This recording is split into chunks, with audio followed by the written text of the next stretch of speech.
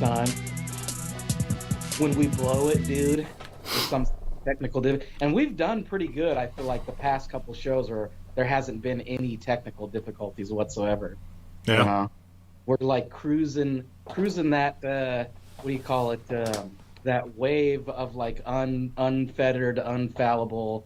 Um, my point here is that we are cool as shit.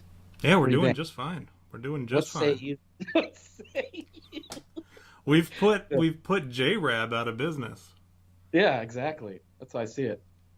So So what's going on? well, What's I hope you guys all said hi to your mother for me last week.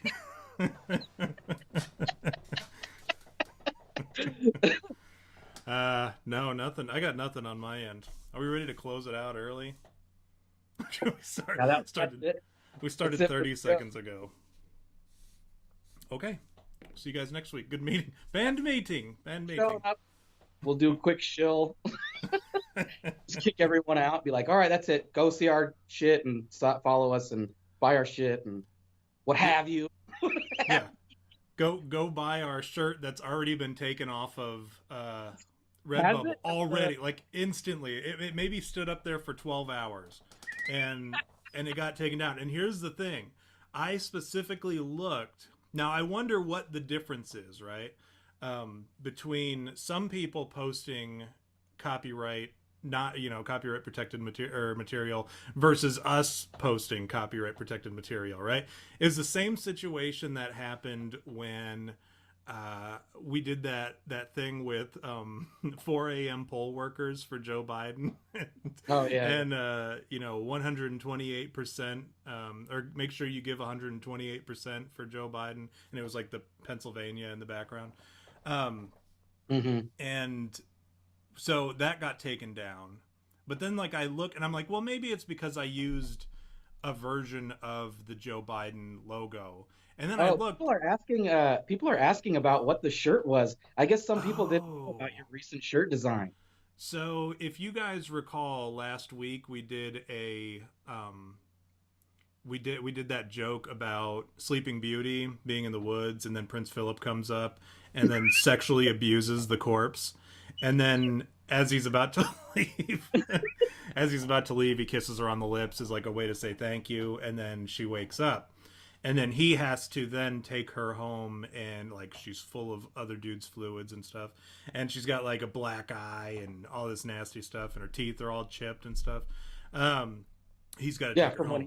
he was fisting her in the mouth, Yeah, when because he apparently fist that's a sexual thing. when he because he fist fucked her in the mouth, and so she was, he brought her home, and because he's a gentleman, and he Yeah, married her. He made an honest woman of this dead chick he found in the woods. And so that was the shirt. It was Prince Philip kissing a dead Sleeping Beauty, and she had like the black eye and the green pale skin, and like the veins, you could see it through the skin and all that. And we made that into, and then it said, actually, you had me at Bigfoot in Disney letters across, like, around the circle. And it got taken down immediately. And this is the same thing that happened to us. Actually, my account got suspended when I created that one so that we could do the 4 a.m. poll workers for Joe Biden. oh And yeah, I thought it was because I used the Joe Biden logo a little bit, but it wasn't, because I looked and there were a bunch of other people who had Joe Biden logos that they were using for shirts, like "I'm with Joe" or fucking whatever nonsense, yeah, like stuff promoting him, whereas ours was making fun of him and calling him a cheater. And so they just took my thing down, right? They completely eliminated my account. I got an email that said your account has been suspended, and it said if Justin you Welch says you're not very loud, dude. let's see here. I'm kind of leaning back a little Yeah, bit. Let me let's knock see. out like technical difficulties before we get right in. You know what I mean? Yeah, Yao Ming, I can actually Yao turn it up. Tell me if Are I'm the Tell me if it's better now. I don't want to get so too loud. so you're telling me, okay, and let's do a recap here. We originally had a very offensive shirt called the Wayfair shirt, which was a reference to one of our shows about kids being trafficked through Wayfair in like furniture, right? And so that one got taken down, right? We weren't allowed to do that one. And then the Correct. Biden one got taken down. And then, of course, obviously, which I mean, I did tell you, I did bloody tell you that the Sleeping Beauty one, which I was like, there's numerous copyright issues. Right, right. And I'm And I'm then, with you. And that's why when you said that, I was like, okay, well, he makes a good point. She is still covered under the copyright. She's not in the public domain yet. Sleeping Beauty is not. Uh, but she's actually very close to being out or in the public domain, which at that point we'll really, put the shirt back out there. yeah. But what I did was when you told me that, I went to Redbubble and I looked. I just typed in Disney, I think, and then I started typing in Disney character names just to see if I could find any. And there are plenty. They're everywhere. Like for instance, and I reported it just as a test. There was a chick Mhm. who like clearly spends a lot of time. Random I dick tattled move. on I tattled on somebody. She clearly spends a lot of time in this Redbubble shop, and she has like all these Lilo and Stitch stickers and sticker Mhm. sets and all this. And I looked at her and I typed her name into like LinkedIn to see if maybe she worked at Disney or maybe she had some kind of like relation to Disney. She does not. Right. But so I figured I'm like, okay, well, if these people can post Disney characters just straight up. It wasn't even like her own version of Stitch or Lilo, whichever one it is, the little lizard animal. Okay.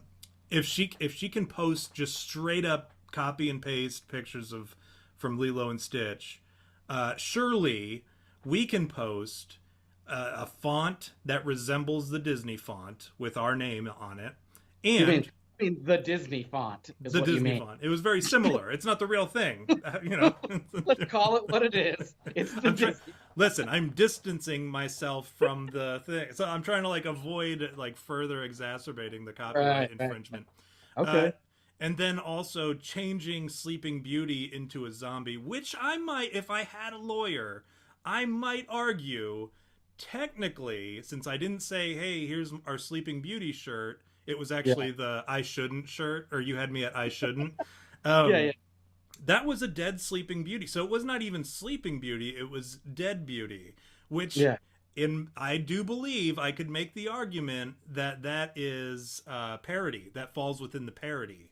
Yeah. But Um, I see, and I'm gonna push back yeah, because please do, because I it know what clear, you're gonna say already. it's literally the same characters with like color schemes changed. That's all it is. It's literally the Sleeping Beauty character. Like when I saw it, I was like, this is hilarious, but it's a huge copyright infringement.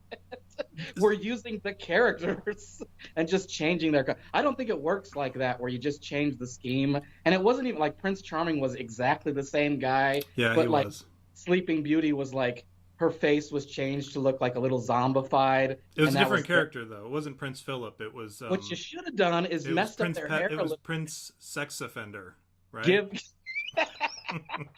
That's good. I like that. What you should have done is given him like an eye patch and like a booger hanging out of his nose. Give him like a couple of defining things, that make him not Prince Charming and instead Prince Sex Offender.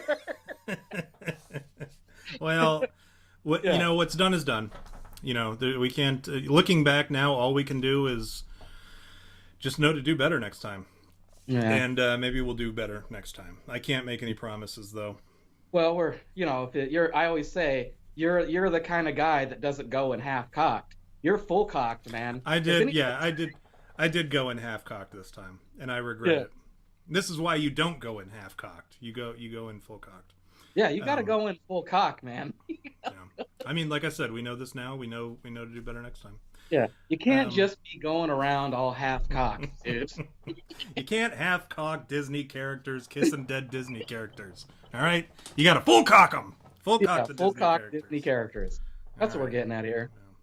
Well, what's it called when what's it called when you go in? Like, have you ever heard of somebody doing that? Like where they go in with like a somewhat limp penis and The make it half happen? staff, Yeah, yeah. Have you ever heard of that happening? Have you ever heard a success story of that? like flaccid wiener banging. Yeah, Is that yeah, what we're yeah, saying? yeah. Yeah, that's impressive. I mean, I've been there a couple times. but it didn't last long. It's got to be half mast. If you're like just like completely full facet, I mean, unless you're like, Ron Jeremy, like Yeah, it's tough you're to not gonna get do. anything.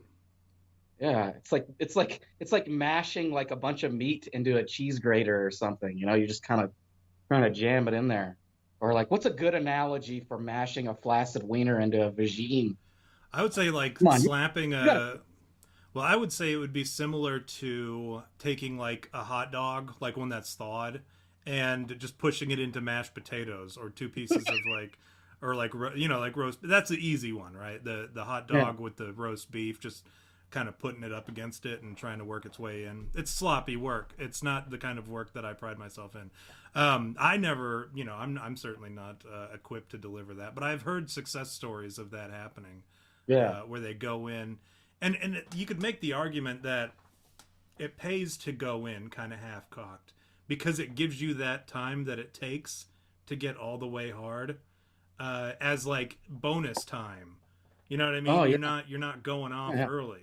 You got to get all Yeah. the way up, and then your time starts. Right? There's You're no like, there's no point where you have to sit there and try to like think about other things like Roseanne Barr or like well, what is that health lady? that's an Yeah, in like a automatic bikini or jizz. something.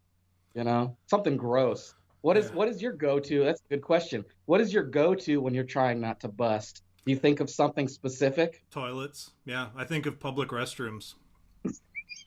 Yeah, because there's nothing less sexy than a public restroom, especially like ones like at gas stations or ones that don't have an upkeep, where somebody's legitimately going in every hour or Oh, every okay. half an hour. Yeah. You go to the ones that there's like a pubic hair on the toilet seat, or Oh, there's oh. think about the urinal, like It's like the urinal it's like patties.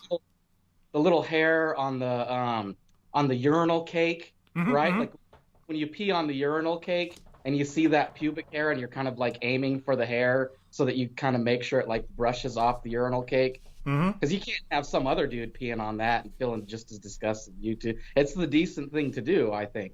I always go to when I'm trying not to bust. I always go to like my irrational fears. I have irrational fears. Have I told you about these before? No. Like I have an irrational fear of like getting my hand stuck in a blender or like the garbage disposal. And then I have another irrational fear is somebody cutting out my tongue with like scissors. Like they pull out my tongue and then they take the scissors and like that's an irrational fear. Sometimes I wake up in the middle of the night in like a cold sweat and I'm just like, oh my God, like what if that happened? You know? Do you get where I'm going with this? Yeah, I totally get it. Justin Walker says dead bunnies. That does it for him. But see, Oh that's yeah, to me, that's an automatic. right. That's going to set me off immediately. So I jizz to dead bunnies. You just That's my bumper sticker. Instead of I break for see. such and such, it's Yeah, yeah. I jizz to dead bunnies. Man, Um, that's pretty good. I do That's a, have I do have a joke. Yeah, I do have a joke for you guys. I thought about it last night and I laughed. Like I rarely laugh at my own jokes because I don't find myself particularly funny. But I was thinking of this joke while I was in the shower, and this is probably TMI. If it's more than what somebody wants to hear in your handwriting, then it's probably TMI. But I was thinking about it in the shower, and I started laughing at my own joke, which to me was a sign that it was a funny joke. So, have you ever, you've heard about like the conch shells, right, or the conch shells, depending on oh how you yeah, want to yeah, pronounce yeah. it, and Ocarina of Time. Yeah, right, yeah. yeah. So you take them and you put them up to your ear. What do you hear? Have you ever You're the heard? ocean, Right. right? So yeah, Yeah, the and ocean. I actually recently read that you can do the same thing with a woman who has had multiple abortions. You can actually place your ear next to her vaginal opening, and you know what you hear when you do that? It sounds like a haunted elementary school when you do it. You can hear the sounds. You can hear the sounds of a playground at night and Oh, just in the wind. oh, Um, that's sad. It's all the kindergarten graduation. Did you hear? You, you hear the kids' soccer game? Jimmy Smith, yay! Yeah. You hear? and and someone saying, tic tac toe, let's play the alphabet game. But when you've got your head next to a woman's, It's like yeah, like the ring, that's what right? you do. If you're ever wondering, like, if a chick has ever had like multiple abortions, and like this is specifically for like guys who are looking at making an honest woman out of a dead lady that they found out in the woods, like you place your ear because you want them to be able to have children, to bear children, but if they've had multiple abortions, that it's not going to work, and the egg isn't going to become, the fertile egg isn't going to stick, right? Or the what's the word I'm looking for? Anyways, the fertilized egg. Yeah. Really? Yeah, their walls get all scraped up or whatever, and it looks like a fisherman's knuckle whenever they go in there. They can laparoscopically look. I always imagine that like the sperm, like when they're heading towards the egg, like they get like really close to the egg, and then it's like throwdown time. Like they got to fight with all the other sperm. So there's this like epic kung fu battle between like other sperm where they're all just fighting to get into the egg. That's how I imagine. I'm sure that's what happened with my sperm when I, penetrated the egg. You're up on top. I was that sperm. See? What happened for you was you ended up on the top of the sperm, and you were like fighting off all the other ones, but it looked a lot like the one with Jet Li. And for whatever reason, instead of going in, you were up at the top fighting all the other sperms off. Right. Actually what it is and this isn't a joke, the sperm gets into the egg, like they fight to get in, but as soon as it's in, the egg instinctively like locks down so nothing else can get in, and then all the other sperm just wander off and die. But that's how it works. It's a fascinating thing. The egg is like, the human body is a weird thing. Like it knows to just lock up as soon as the sperm has fertilized the egg. But that's enough for your 6th grade health class, your sex ed class. Yeah. I would have been a hell of a gym teacher, I think. All right, let's do our thing. We'll do our hellos, and then we'll kind of get right into it because we've got a pretty big. No, we're still way ahead of the game, but all right. You know how we do. We normally. I know how we do. Yeah. I feel like we're starting a rap album. You know how we do. That's how they all start. You gotta do keep this before you start. Oh, it's like a rap. You go, check this out. Keep this, son. And then you go into your diatribe. So before you do that, make sure you add like a, preface it. You have to do like Will Smith does when he does the, yeah. Yeah. Yeah. I'm in Miami. It's before your rap, right? There's a lot of stuff that goes in. It's like a little bit more in depth than I think. I think a lot of people wake up in the morning and think, you know what? I could be a rapper. I'm going to be a rapper. And then once they look into how much work goes into preparing an album, all the, and then, like you said, peep this. That's another one. Yeah, check this out. Check this out. Yeah, you could do kick it, right? When you start it off. That's another one. Yeah. DJ, right? Yeah. Word to mother. Yo. Where my beat at? I used to rap, remember? No, I don't remember that. Oh yeah, you weren't around then. Where my beat at? Lay the beat down. Yeah, turn my headphones. Turn my headphones up. That's another good one. Yeah. What else do you have to say? You got to say your name. DJ Jazzy Jeff. He's not doing anything anymore, but you know what I'm saying. Like, what's on the mic? Yeah, on the mic we got Tom. Green Lantern. They have their little. You got to name off everybody that's like featured on the track. Like everybody I got Tom that you know. Mike and V on the turntable, right? Yeah. Sometimes what they do is they just list off everybody that they know. It seems like they're going down their address book. Grandma, my mom, my brother James, big my dog. Shout out to Jay Coop, right? Yeah, big shout out. Yeah, that's how you do it. So when you do your addressing people in the chat, you got to do it like you're shouting out to them in a rap track. All right. All right. I'll tell you what. I'll do that. That's the rule. Here's what I'll do. I'm gonna have. I'll do it like this. You ready? Mm-hmm, Do what I did to you earlier. You ready? Are you sure you're ready? Ready for yeah. this? Okay. Yeah. What I'll do is I'll bring it back to, because we've got two options. Either Yeah, you that's a rap beatbox. face too. Bringing it back. Yeah. Bring it back. I see. Yeah, I bring knew it that. back. What I'll do, we can either you beatbox it for me. Oh, I can beatbox. Oh, well, we'll do that then. I was going to say we could bring it back to the. Okay. Yeah, I don't know if you remember this, but I was in a rap group. I've told you about this before. No, I don't remember that. I've not heard this. When you're ready, let me know, and I will kick it off for you. Okay. Yeah. Are you ready? Yeah. Okay. I'm ready whenever you are. Want me to kick it? Yeah, you gotta, kick you it. gotta let me know to kick Yo, it. V. Yo, V.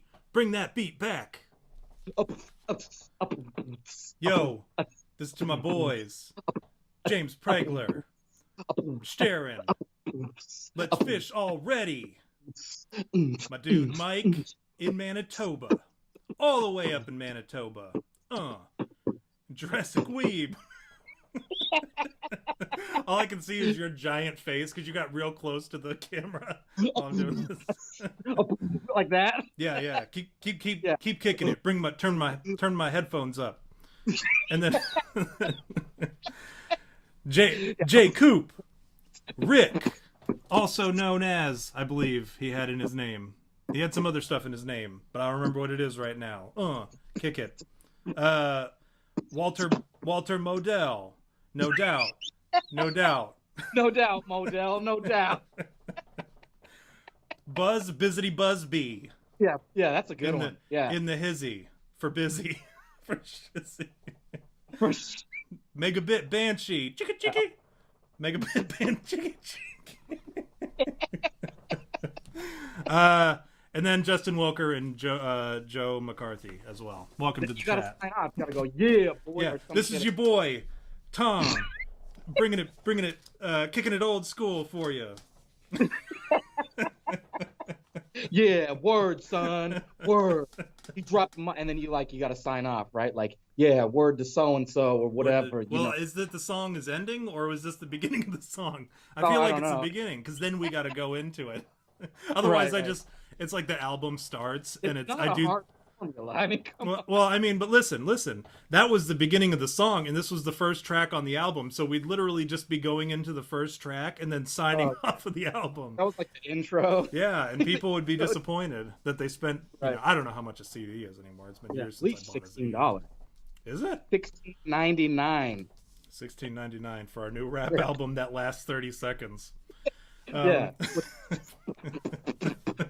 Yeah. V and Tom, brother. That's pretty good.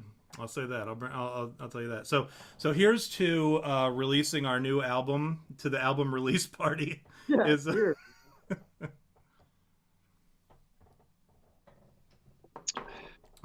Delicious. Very nice, Ari. Oh, and I love God's here. You didn't get in on the album. Yeah, you missed out on our rap, like freestyle rap. I would be extremely disappointed. We're MCs now, dude. I know.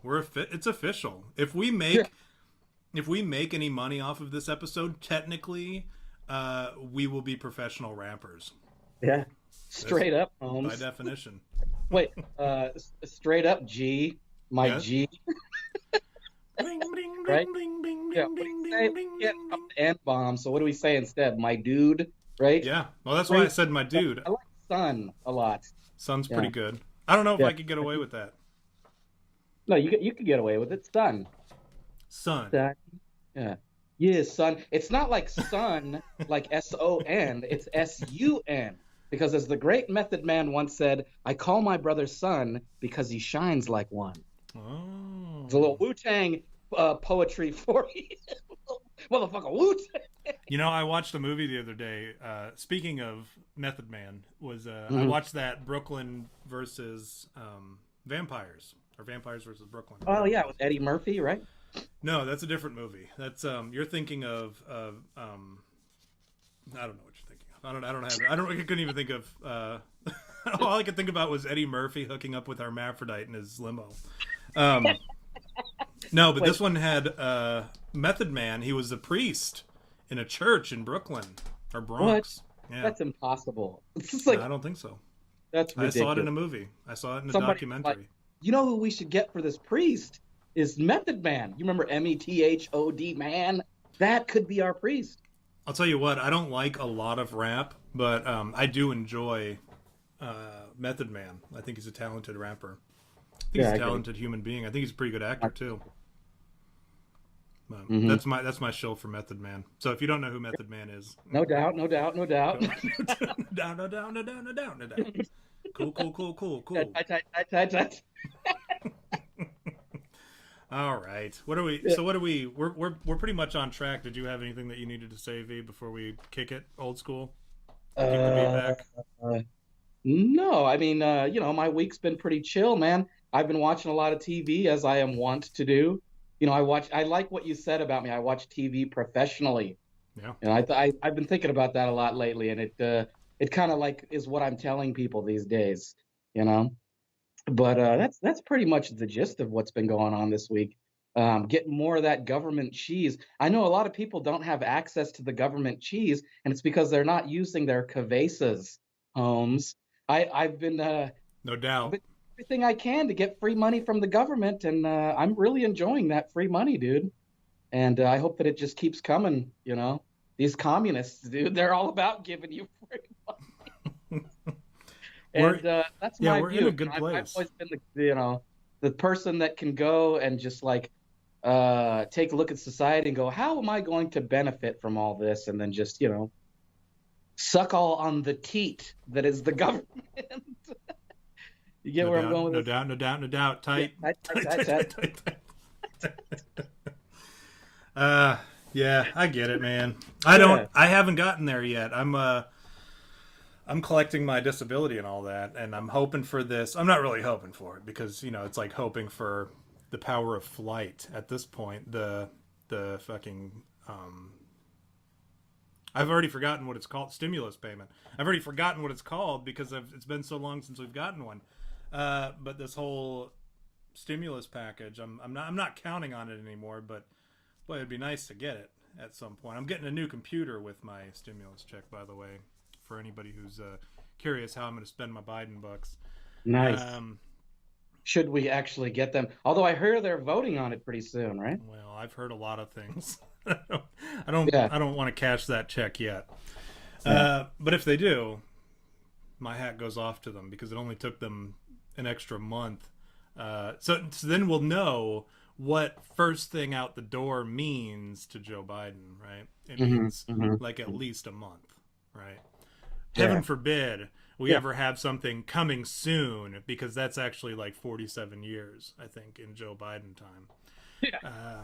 But yeah, I've other than that, I sit around, I collect my disability, my BAH monies, and all government, all tax free. So I feel you on that.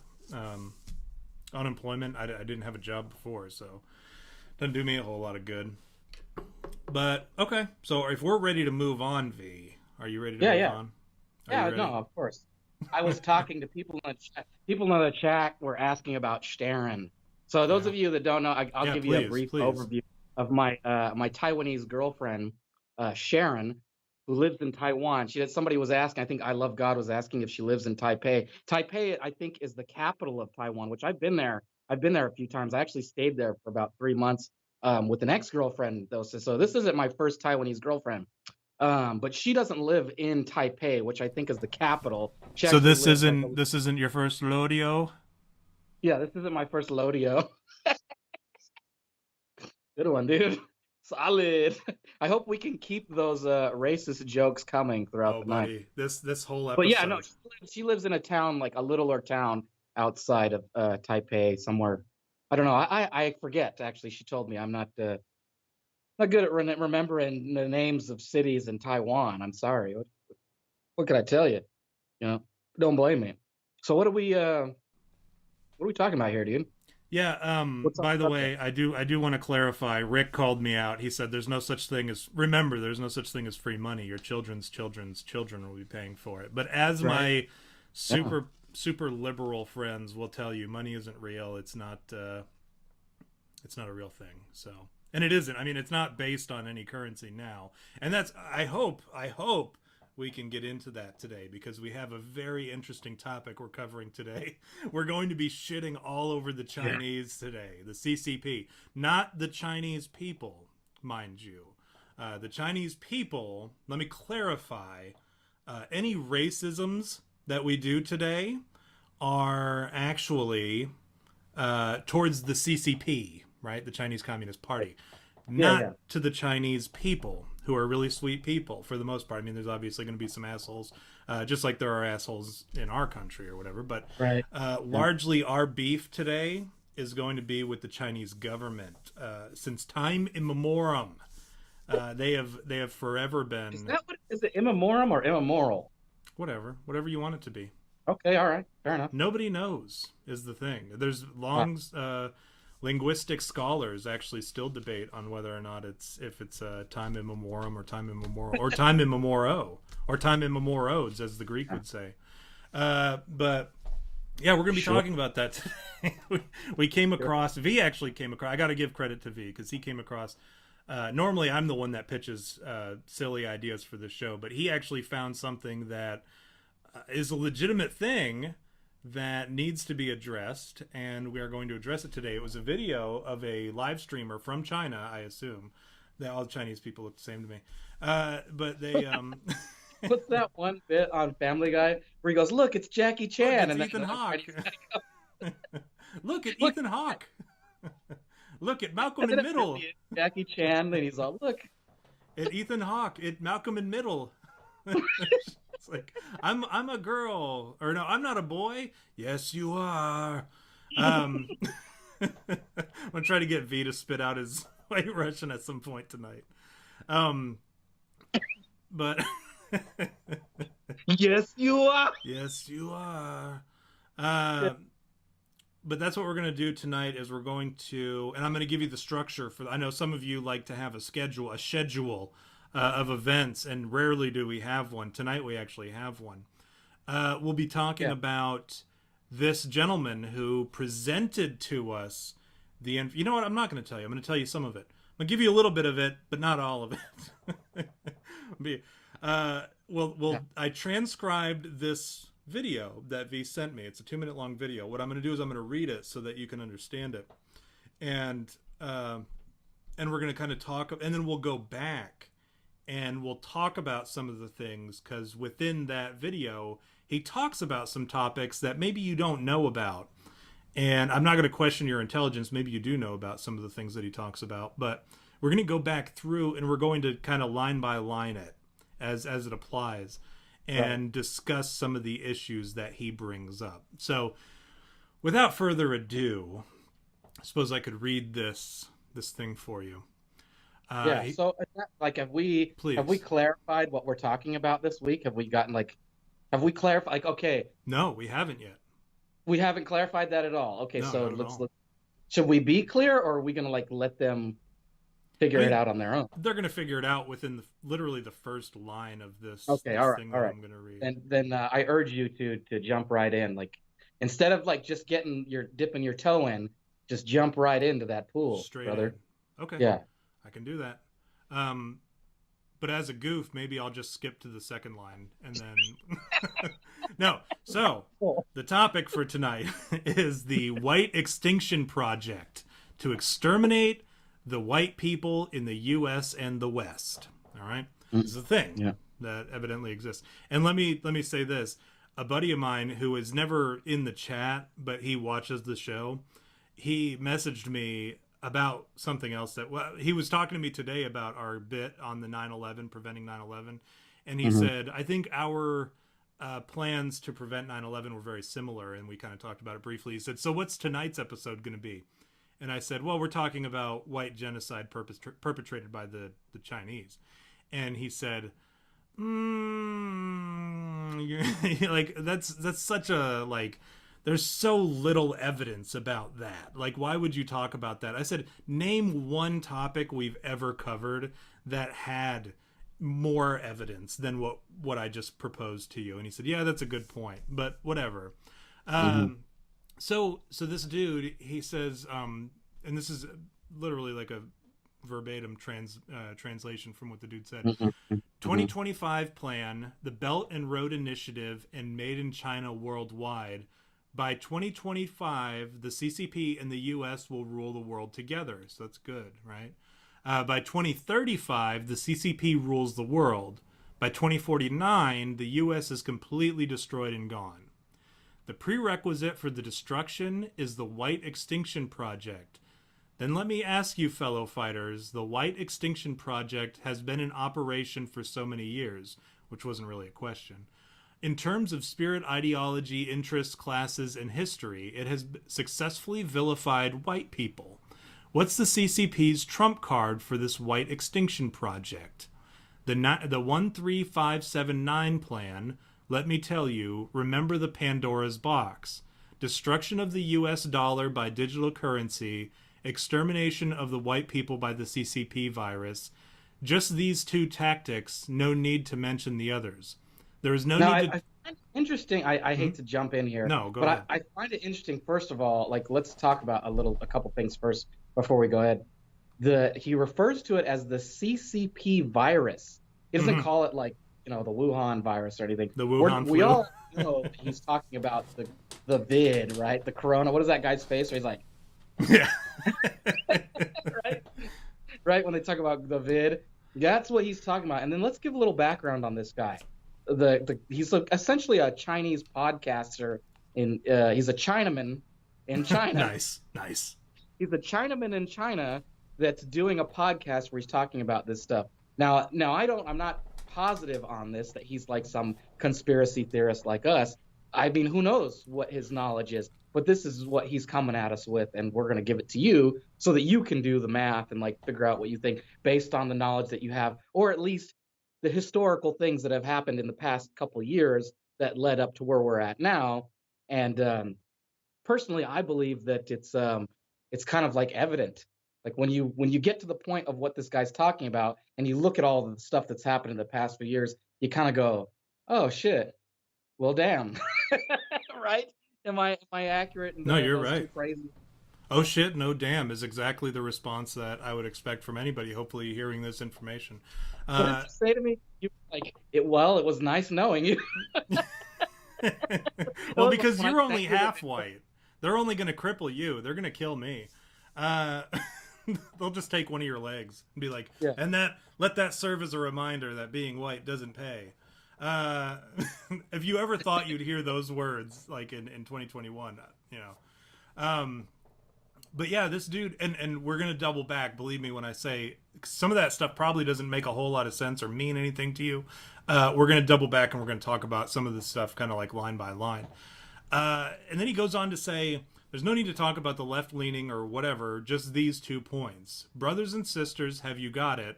The whistleblowers movement is not fooling around. The new federal state of China is not talking nonsense.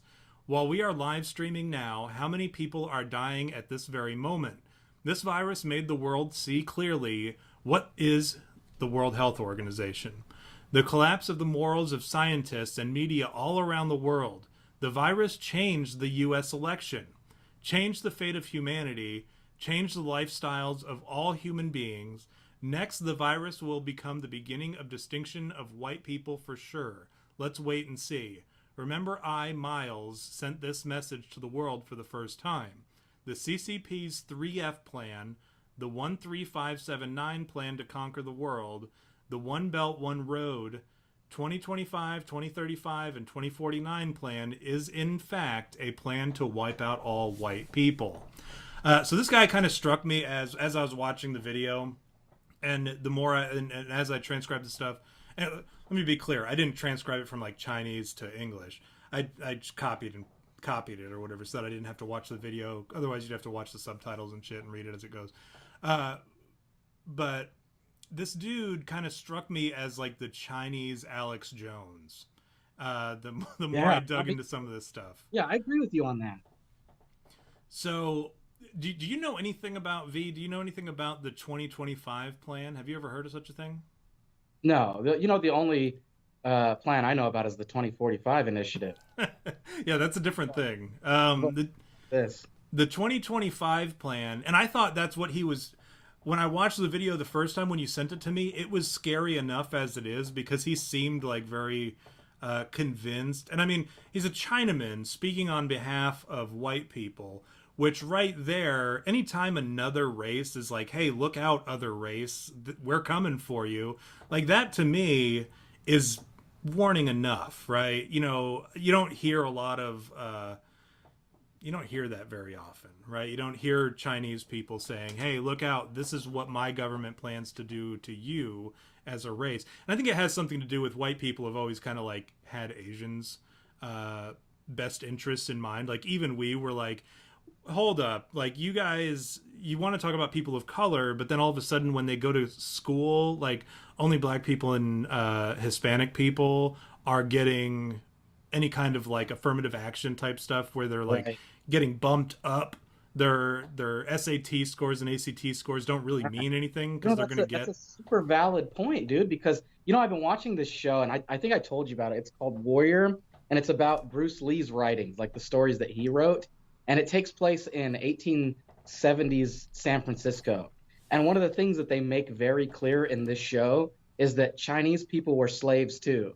Mm-hmm. Like mind blowing, right? For those of you that didn't know. Like Chinese people were also slaves in the U.S. In case you didn't know, it wasn't just the blacks that were slaves. It was also Chinese people. Chinese people were slaves too. So, they don't raise a stink about it, like our darker skinned, I was going to say brothers, but I don't know. That would have been racist. That would have been racist to say brother. Brothers with an A, our darker skinned brothers. Yeah, we can't say that with the hard R. We can't say brother with the hard R. Right.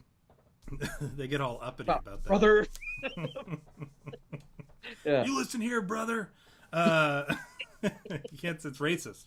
But yeah, and then the Asian population, Asian Americans or Asian population who have come to the U.S. to go to school, they get their SAT scores knocked back because they're too smart. Which you raise another interesting point, V. We had black slaves and we had Chinese slaves, and what's the difference between the two? Not you personally. No, I didn't personally. I don't think any of my ancestors did actually either. I come from poor ancestry. Like my ancestors didn't own slaves, but they. So let's say white people. Okay, let's even go that far as to say white people own slaves, because that's not even entirely true. Is it racist to just say white people? I feel like it is. Can we just be racist? Like, I mean, who gives a shit, right? We can just be racist about white people. Nobody cares. Nobody's going to complain on YouTube that we're being racist towards white people. So we can call them crackers and, what's another white person racial epithet that we can get away with? They do. They actually have started a lot of them. Mayo monkeys. Mayo monkeys is a popular one. It's not a clever one, but it's a new popular one. It's terrible. Well, it's because they got upset that only they had words that they were offended by. Like this? We ducks? Don't. Okay, that show I was watching, Warrior. They call white people ducks. Have you ever heard that? I have not. Why? Why do they call white people ducks? I don't know. I'm going to look it up right now. I'll tell you. There's a funny thing that I read though, and I saved it because I thought it was really funny. This is somebody had posted this the other day while we're on the topic of white superiority. If there were, and this is a direct quote, if there were such a thing as a superior race, it would get no sympathy if it were under attack, right? People would hate, but envy, and also want to live in its homelands. This would be, of course, if it was a superior race, if there was such a thing as a superior race. Men of other races would lust after its beautiful women and seek to weaken and undermine its men, assuming there was such a thing as a superior race, right? Mm-hmm. No such thing as a superior race, though, and none of that is true of white people.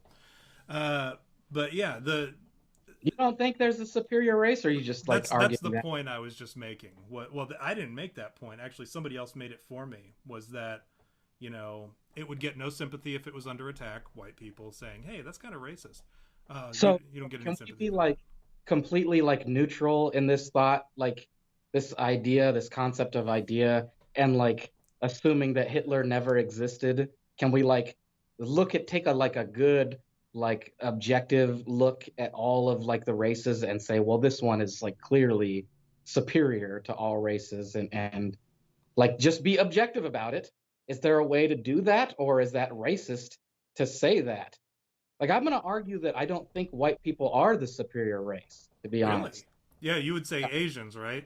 Yeah, I would say Asians are in favor of like being so at the very least Japanese, man. If you go to Okay. Japan, like you can see like the amount of effort they just put into their daily jobs, and it blows you away. When I was in Japan, I was in Osaka, and I went to the subway, and they were so polite, and they made my sandwich like perfect.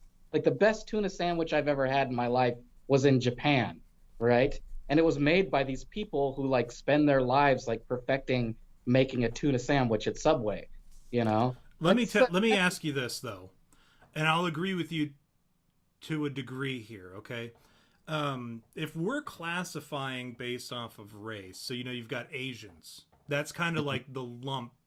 I have to lump them together like that because then you've got right. whites, you've Yeah, got yeah, yeah. Americans, Yeah, well, what Canadians. is the anthropological like there's that really only three races, right? Like the Caucasian, and it's like black, yellow, and Yeah, like really the only three races. yeah, and Mexicans fall under white, Yeah, Caucasian. yeah.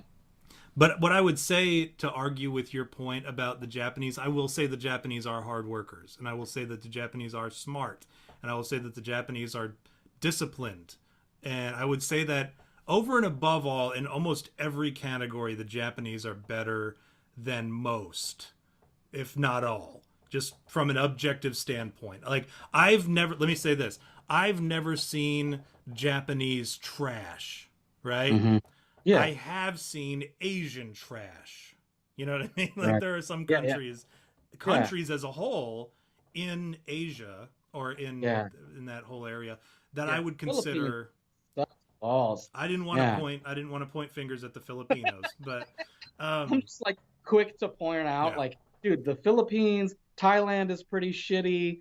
Like Singapore is pretty shitty. Singapore puts out some beautiful women, but man, their like lifestyle over there is just garbage. And if we're saying Asian, then the Middle Easterners fall into that yeah. too, right? But There's a even lot of shitty. I know that's Asia Minor, right? I know that that's considered Asia still, but I consider the Arabs to be a different race. Even though, like, I understand that as we're going to get into it a little bit today, they kind of fall under that Asian. Well, I mean, they do fall under Asian. Well, Uh, what if we looked at it as, okay, here's a thought. What mhm. if we looked at it as the race that is most evolved based on like continental technological advancement? Like, what if we Mm, look at it like that, right? Like, if we take away subjectivity and look at it object, like, let's say we're the Greys and we're coming down and we're about to like impart our knowledge to this like young species, and we're looking at the different continents and we go, well, which country has the most technological advancement, and which one do you think would be logical to go to and give our knowledge to that are going to make best use of our knowledge? Like, would you say Americans? Like, arguably, like, and don't get me wrong, I'm going to be biased and say America is number one, right? But let's be honest. Do you think aliens are going to come to us and go, we've had this discussion before? yeah. They show up on the lawn of some like front tooth missing hillbilly, that's going, well, I took Anzi. I took Oh, Shrek. I think you're looking for that Joe Biden fella. Yeah, exactly. Yeah, see what you get what I'm saying here. Mhm. So logically, what would you pick? And I obviously I'm biased. I'm a big fan of Asian culture, so I'm gonna like sway towards them. But like I'm interested to know your opinion because you're kind of unbiased in that aspect. Well, no, I'm not. I'm actually very pro-white. Like I'm very tribal in that way. But if I were to remove myself to an objective level, I still think it would be white, only because if the aliens are watching, like I said, if it were a country and they were looking for like leadership among the world, I think Japan is out because I don't think Japan is a world leader. I think that they're great at what all they do, but I think you can be kind of like, I'm sure you saw informal leaders in the army where somebody wasn't necessarily in a leadership position, nor were they recognized as a leader, but you could look at them and say, wow, that's a dude who knows his shit. I'm going to go to Right. that guy and talk to that guy about this thing. But you Right. wouldn't go to Well, him to absolutely, say, right. you wouldn't go to him to say, hey, I'm here to kind of like help you guys as a planet. I wouldn't go to Japan for that. I would go to probably, now here's where arguably I would say you have four choices. You have the US, you have Europe, you have Russia, and you have China. Those are your four choices. And Europe in itself isn't, I mean, it's not, no one country would I say is fit for that role. I Right. would say Europe as a whole. And because they have the European Union, I think Right. that would work. That's probably what Yeah, they you're would going to do. see Africa, and you're going to immediately pass on No, Africa, yeah, especially that's a hard pass. going on in Sudan. You're going to look down there and go, "What are these guys like? Fucking, they're like savages." Even you head out a little Middle East, and you keep going. You go, "What's going on here? These people, there's no advancement whatsoever. They're still wiping their butts with their hands. I mean, come on, where's the class, the elegance? Who wipes their butts with their bare hand, dude? Come on, Asians. come Yeah. on, guy." I'm sorry, not Asians, middle or Arabs. But Yeah. so I would Right. go to one of those four. But as an alien with the ability to kind of survey everything and keep a close eye on what's going on, right now, if they were watching, that I would say anywhere but the U.S. Like I would say the U.S. is out, and then I would also say China's out because of humanitarian issues. I would, and I hate to say this, I think they would probably pick Europe, and that's not something that I would want them to do because I Mhm. don't think Europe it should be a. I don't think any country in Europe, nor do I think the European Union, should be considered a world leader, a world power. I know that it Yeah. is, and I know that there are They're all arguments. jacked up there. There are arguments made about Revelation that the European Union is actually spoken about in great detail in Revelation, and that's what they're talking about in that prophecy. But I would say probably they would pick the European Union. Now, let me ask you this. Let me turn the tables on you. How All right. offended would you be that you're not the country that the aliens go to? Like, how No, pissed would I you be? wouldn't be surprised at all. I'm a firm believer that like American society is just in the toilet. Like we have the worst like educated people, the fattest, the most sloth-ridden. Like our society, like American society is disgusting. Like don't get me wrong, like I do believe that we are like the pinnacle of like technological, like I believe that us and Japan are like technological advancement. Like if the aliens came down, I honestly believe the first person they would interact with is Elon Musk. They'd go, "Hey, the guy's, he lives in America. He's over here." That's where they'd show up. But I mean, if they look at our society as a whole, they'd probably be utterly disgusted by like us. Like these people are killing their babies. Like why would we, these people are something wrong with them. At least psychologically the culture is messed up, right? Like we can agree on that. Yeah. Oh, American yeah. culture is psychologically fucked up. But then you go to other cultures where they at least have discipline and they know how to control their emotions. Like even Russia has it a little bit better than us in that, aspect. That's my opinion. I wouldn't be upset if they said it wasn't us because I wouldn't be surprised. You know what I mean? All right. Now, if they were talking about me personally, I'd be a little offended. Well, I'd be like, yeah. "Oh, come on! Like I've read some books. Man. I did like a few years of college, man. I know some things. So I don't remember how we got onto that topic, but No, let's let's move. I can actually answer your question about. Well, it was my question to you. What was the 2025 plan? And that was how far off oh, topic we got. But I'm glad we did because I got to use the expression Japanese trash. Um, but think like 2025 plan. moron. Yeah, well, that's why I said I've never seen Japanese trash. I have seen Asian trash. Was my joke. And I feel like there's all sorts of stuff you could do with that. So I'm going to keep that in mind for the next shirt. 2025 plan, and this is straight from the Wikipedia.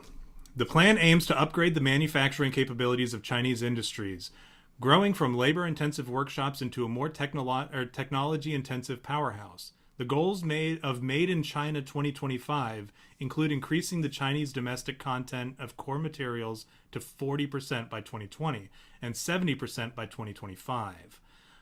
So that's the goal, is to increase the Chinese domestic. So basically, they want their GDP. Took me a second. Shouldn't have, because that was my undergrad. GDP? GDP. They want their GDP, but they're like they want everything to be made in China is the idea, the concept, and it's kind of called the. Do you have an issue with that? Do I take issue with that? Yeah, do you take issue with that? I do. Only because I think, and not specifically because of that. I think that's competition. I think that's healthy competition. I think Right. the problem with it is the way that they've manipulated the entire world's operation to a point where they have the advantage right now. So for instance, Right. this whole COVID situation, they're the only ones that came out on top for last year, 2020. They're the ones who did the best in the entire world as far as GDP, as far as production, as far as literally everything. I mean, they just killed it. They cleaned house. And with this Paris Treaty Accord, which we pulled out of a Right. couple years ago, they actually had the advantage because Obama agreed to scale back our operations in order to meet this requirement of whatever the parts per million for our pollution. They wanted us to scale it back to a point that was killing our industry. And at the same time, there were other countries, like China was one of them, and they were the big one. They were able to make it so that they don't have to abide by these Paris Treaty Accord until several Are years down the road. you talking about the Sokovia Accords with Quicksilver No, that's a different thing. you're and you're thinking of Ultron? you're thinking of Wakanda, as Chris Rose said in the chat. But China doesn't have to abide by these laws until several years down the road, which gives them the edge to keep pumping out pollution at a rate that they are currently, that they were actually kind of moving ahead of us. That was the edge that they needed to become competitive. And so they agreed to this Paris Treaty, or Paris Climate Accord, and knowing that they were the only ones that didn't have to play by the rules for however many years. I want to say almost 10 years. And everybody else in the world was going to start scaling back. It gave them the boost that they needed to get ahead of us industrially. So it's very wise on their part. I'll give them credit for that. And there's no denying that China played us. But well, let me ask you this. Okay, like I agree with you. I absolutely agree with you in terms of like monopoly. Like that's like bigger picture, like that's what it is like China has a monopoly on stuff. But I would argue, and this is coming from experience, is that China puts out better stuff. And only because if you recall, I've had problems with my computer. And like maybe this is just coincidence, but it wasn't until, and God forbid I admit this, that we went back to like cooperating with China, that my computer is like running better now because I took it to the fucking place and they put new parts in it that are probably from China. So So, what do you think? What do you think about that? okay, and excuse me, I'll agree with you to an extent. All right, I will say that in some areas, have you ever like go to Home Depot, for instance, and we'll just say an American flag. Look at the ones that are made in China versus the ones that are made in America.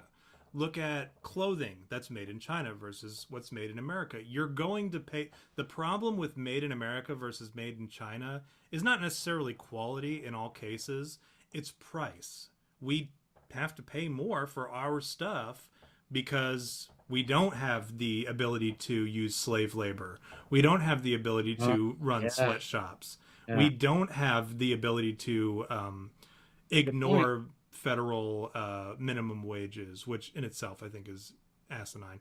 But we Right. don't have those same abilities. We don't have the ability to run factories 24 hours a day pumping out X parts per million of this pollutant that we are now no longer able to do because of this Paris Climate Accord.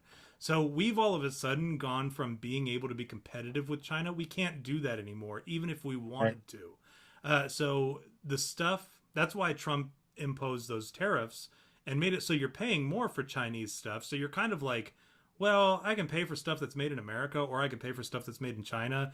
They're probably, I'm going to get better quality for the United States for this particular product versus versus China. Now, I will grant you that probably technologically, even a lot of American industries use China to manufacture their parts so that they can pay less to make them. Apple, for instance, the Apple iPhone, pretty much just the case is made in America. Everything else is made in China. Right. But then they'll say, well, Apple is an American company. Yeah, sort of. Like, in as much as that's where he, like, receives his shit at the end of the day. But so much stuff is outsourced overseas. So is the stuff really better because it's from China? Or is it better because, like, it's from America and it's just outsourced? The piecing together portion of it is in So China. what's your, and I'm struggling to follow here. What Yeah, is yeah, your yeah. argument here? What is your argument here, in terms of like America versus China, technologically, or in terms of like creating, stuff like that China is better, but they use like shitty means, or America is better, but like they don't use shitty means. I'm not following here. Okay. So GDP, just for the record, is essentially just bragging rights, is really all it is. And if anyone tells you otherwise, they're lying. Whatever country has the best GDP, the gross domestic product, everything that's sold in a given year in a certain country or from a certain country is goes into the GDP. And at the end of the year, everyone kind of comes together and laughs at one another for their big or small GDPs. They're like, oh, wow, US has got a big ass GDP. Or, oh, look at Chechnya. They've got a tiny GDP. Look at him. He's not even pissing. Like that sort of thing. That's what the GDP is.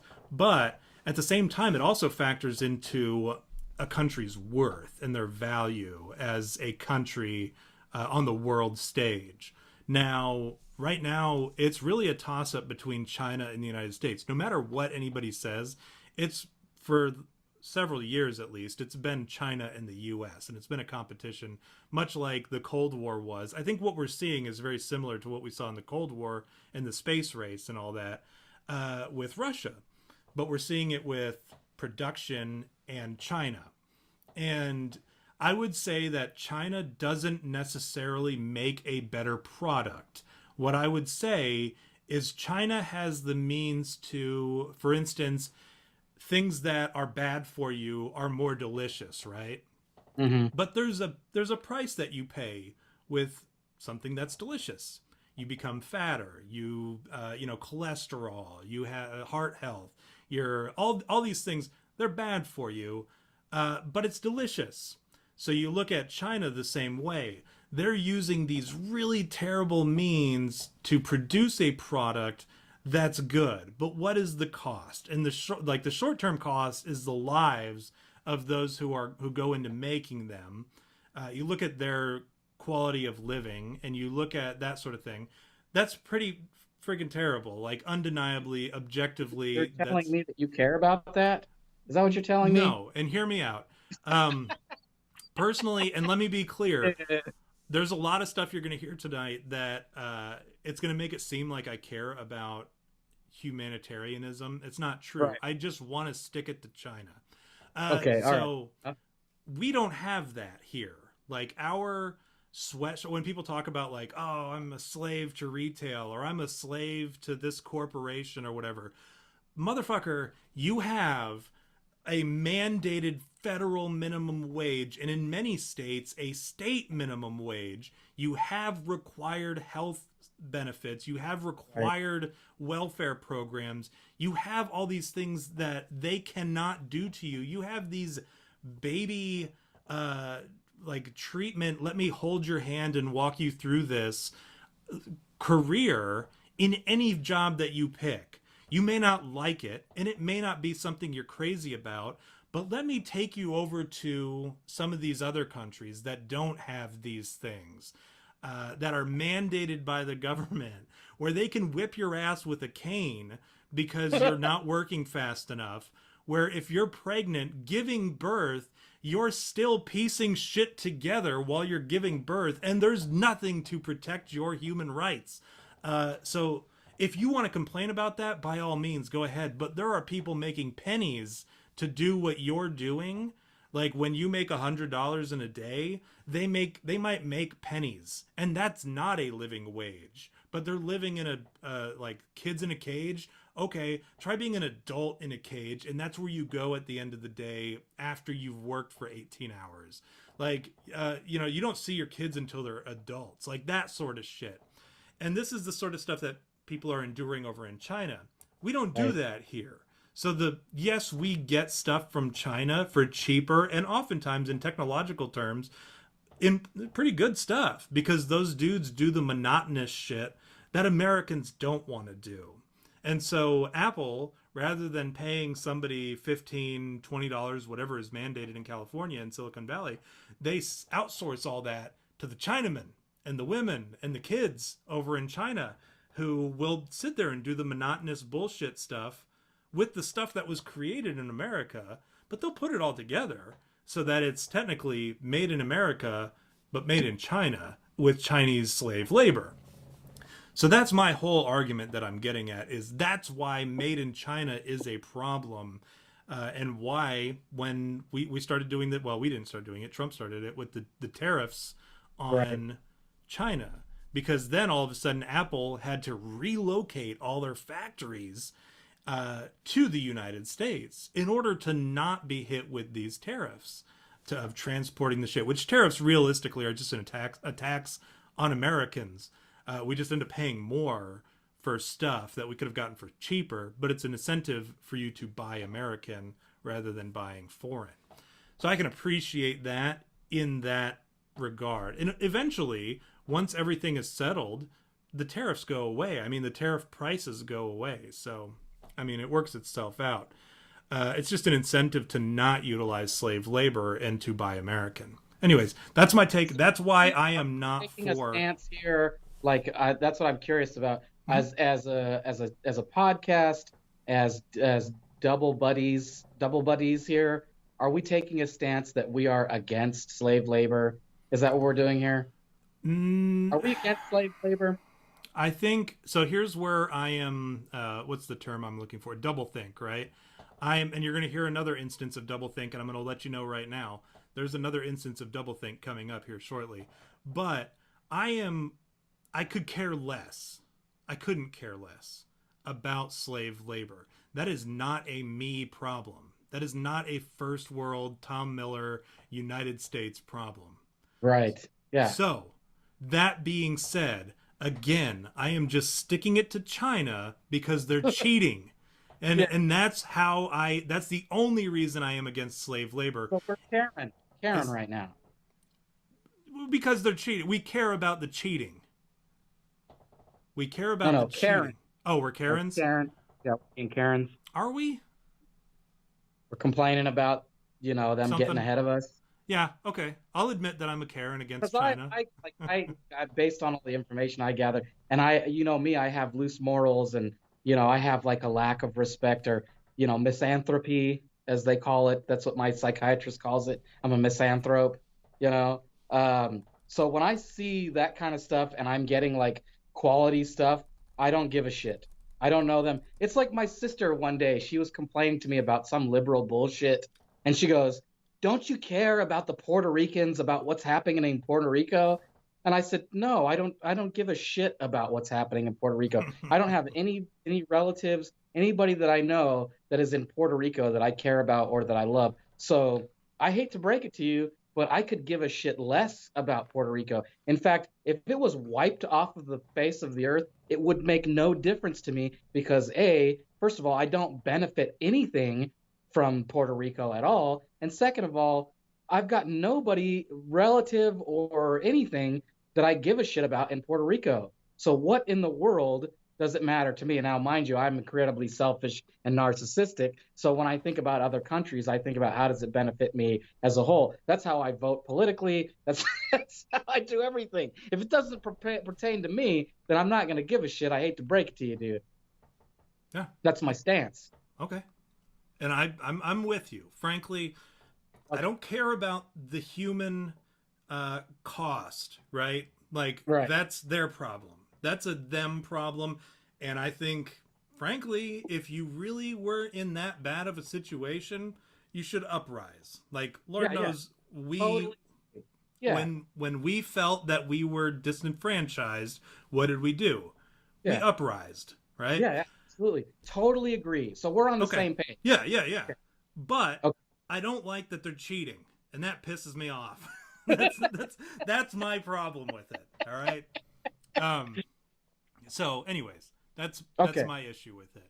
That's why I have a problem with made in China. I don't think everything should be made in China. And frankly, I'm a patriot. I know you are. I know I would rather everything be made right here, and I would rather us be the killers of the GDP and just walk around with our GDP dicks out at the the conferences or whatever, the world gatherings, and just be like, oh, look at the United States' fucking GDP. That thing is huge. Like I want that. That's what I want. And I want people to respect us as a world power again. And we were getting there, and then all of a sudden COVID. So we don't have the big donkey dick of GTB that we were supposed to have. The GOP, the GDD. The GOP. Instead, we've got this little Asian, micro penis of a GOP or whatever. Yeah. So I'm with you. I'm with you on that. I will agree that I think that I would like for us to be, like, as much as I argue that, like, China has it made with what they're making us, I would prefer that it was coming out of the U.S. However, I'm not that happy with the way, American society does things, or at least technologically. You go, like, take, for example, our big tech, right? Big tech. They're just a bunch of a-holes with self-interest. So it doesn't matter, to them what happens as long as they're benefiting, which I should, like, based on my own personal beliefs, agree with, but I don't because it doesn't benefit me at all. So I don't agree with it. Listen, and here's the thing that you're going to have to come to terms with. And Megabit actually made the point for me, and this is before you even finished. He said, slave labor impedes technological advances. Think about how many slaves were replaced by one cotton gin. Okay? Right. Yeah, that's a good point. Nobody wants to do anything if they've got the stuff going on already. Like, if they can do whatever they need to do without investing into a new, some kind of new technology, then they're going to keep doing it. They're going to keep doing it that way. Good point. What happens when we're at a point, I think we've been at a point, and that's the problem with history, is like, you can look back at history and be like, oh, well, they went from this one day to that the next day. But that's never the case. It's always over the course of maybe 1, 2, 3 generations. Who knows? But now we are in a moment of change, right? We're perpetually, constantly in a state of change as history drones on and rolls on. So we're at a point where we can either continue to do it this way, or we can advocate for change, suffer the blow of like, well, maybe I won't get a nicer computer in my lifetime, but like my grandchildren might, because now we've like nipped Chinese slave labor in the bud now. And in the future, we're going to have the technology needed to manufacture it here locally in the United States, and everyone benefits. In the butt. No, it's nipped in the bud, believe it or not. Yeah, Google it. Google it. I know you've heard of it. But yeah. Say hi to your mother for me. I'm saying again? Say hi to your mother for me. Say hi to your mother for me. Say hi to the CCP for me. But yeah, that we're in a point where like people in the future, 100 or 200, 300 years in the future, are going to look back and they're either going to see, oh, well, one day they had slave labor in China and the next day they didn't.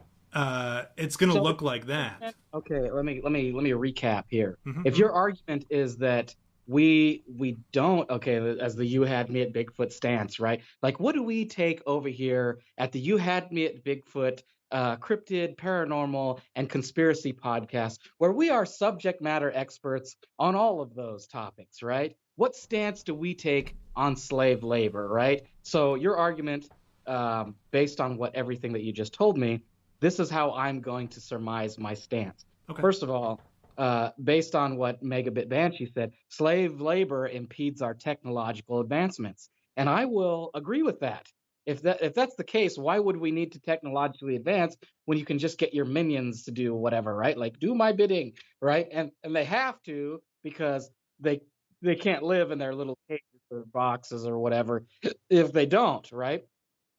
So I'll agree with that. So I'm slowly etching into your corner here on this one because I'm a big fan of technological advancement. And well, not just technological advancement, but biological advancement. And I believe that we aren't doing enough to progress our evolution, right? Like we're stuck at this like stage, not trying to get into this type 2 civilization that I want us to be so that we can meet Galactica and the Guardians of the Galaxy, right? And we're Right. stuck at this stage where we're not advancing because we're busy using slave labor and we're going, oh, we'll just use people or whatever to do our bidding and they can jump out of windows and make us iPhones. So in that case, if you take out all the race and the culture and the countries and whatever ethnicity and what have you, then I'm going to be in your corner because I want us to technologically advance or at least biologically advance so that I can gain my superpowers. If we can't get to a point where I'm immortal or gain superpowers or at least able to shoot plasma beams out of my fists, then I'm not for it. So there's my argument. I'm in your corner if it doesn't technologically advance us. Yeah. Okay. So let me push back on you. Okay. What you're talking about is Star Trek world, right? This is the argument that the socialists use all the time. The only way that we can move forward into Star Trek world, where we're able to travel the galaxy and we're able to meet all these aliens and we're able to advance to this type 2 civilization, is if we come together as a world. All right. Right. The problem is who gets to decide. And that would be great. Okay, let me preface that by saying, oh, that'd be super if we could all just as one people, just live as one people and be happy, and we could all move from competitive or competing to hey, let's all work together. Let's get our best brains on this, and let's come together and work to create a spaceship that we can transcend time and space and go to the Andromeda galaxy and visit this planet that we think might have life on it, and Right. then create some kind of tube or some kind of Stargate that we can travel there and we can have people live there and shit. That Yeah. would be cool. Great movie. That would Yeah. be great, right? I mean, that sounds ideal. Yeah. Yeah. But this goes back to the argument of who's got the biggest GDP dick. Okay, Right. who gets to decide when we all come together? Say through some miracle, we all come together and we say, hey, let's all work together to make this Star Trek go from science fiction, which is why it's called science fiction, because it's fucking fake and there's no way it's ever going to happen. But Mhm. if we can turn this science fiction into science reality, let's do that. Then what Science happens? nonfiction. Right, science nonfiction. My son today said they go from being invisible to de-invisible, and I said, "You mean visible?" uh, but you take the science fiction to nonfiction, right? So what happens when we do that, and all of a sudden, instead of being the United States, China, Russia, Germany, Poland, South Sudan, or Sudan, or whatever, Brazil, instead of being all these countries, we become like nation states, right? And we all fall under this giant world government where it's Richard Nixon is the head president. Mm. And we do all this. Who gets to decide what state religion? Because we don't have one in the United States. We kind of have one, but it's not set in stone. We have an amendment to protect us from that. But there are some countries that have state religions where you are this particular religion or you're nothing at all, and then we're going to beat your asses with a cane because you don't believe in this particular. I mean, the Roman Empire was like that. They were like, hey, you're either gonna worship our gods or we're going to crucify you. You know, you're going to have that with all these countries that still do that. All of a sudden they're gonna either be, hey, you can't worship your god, or you can't believe these particular norms or these traditions that you grew up with, and this is what you legitimately believe. Now you have to believe this. Who gets to decide that? Whoever is the biggest GDP dick and becomes the president of the world. They can institute a policy of tyranny where they say, this is what you believe, these are the norms that we're going to practice, these are the traditions, and these are the celebrations we're going to have. Now, if it's the United States, that would be cool because we're supposed to, as the Constitution outlines, not have that. We're supposed to say, hey, whatever it is, great. But then all of a sudden you have stuff like, you know, you saw like the Church of England back in the, 1400s, right? People were trying to escape that. And they literally went across the ocean to get away from the Church of England and practice their own religion. We built a country based on that.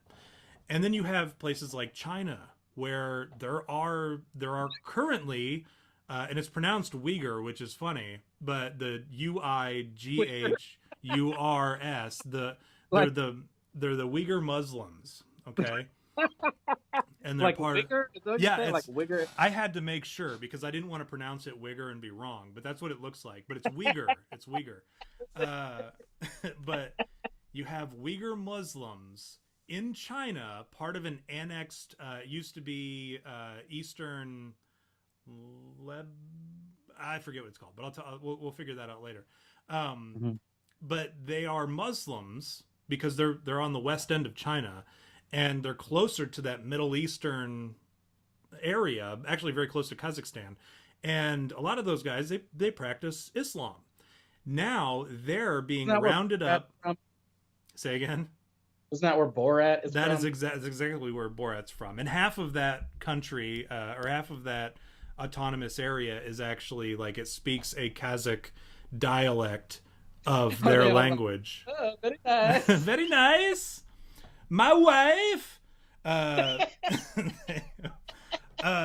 half of them speak that dialect. The other half speak a more Mandarin dialect, right? Because they're closer to, they're on the Chinese side of it.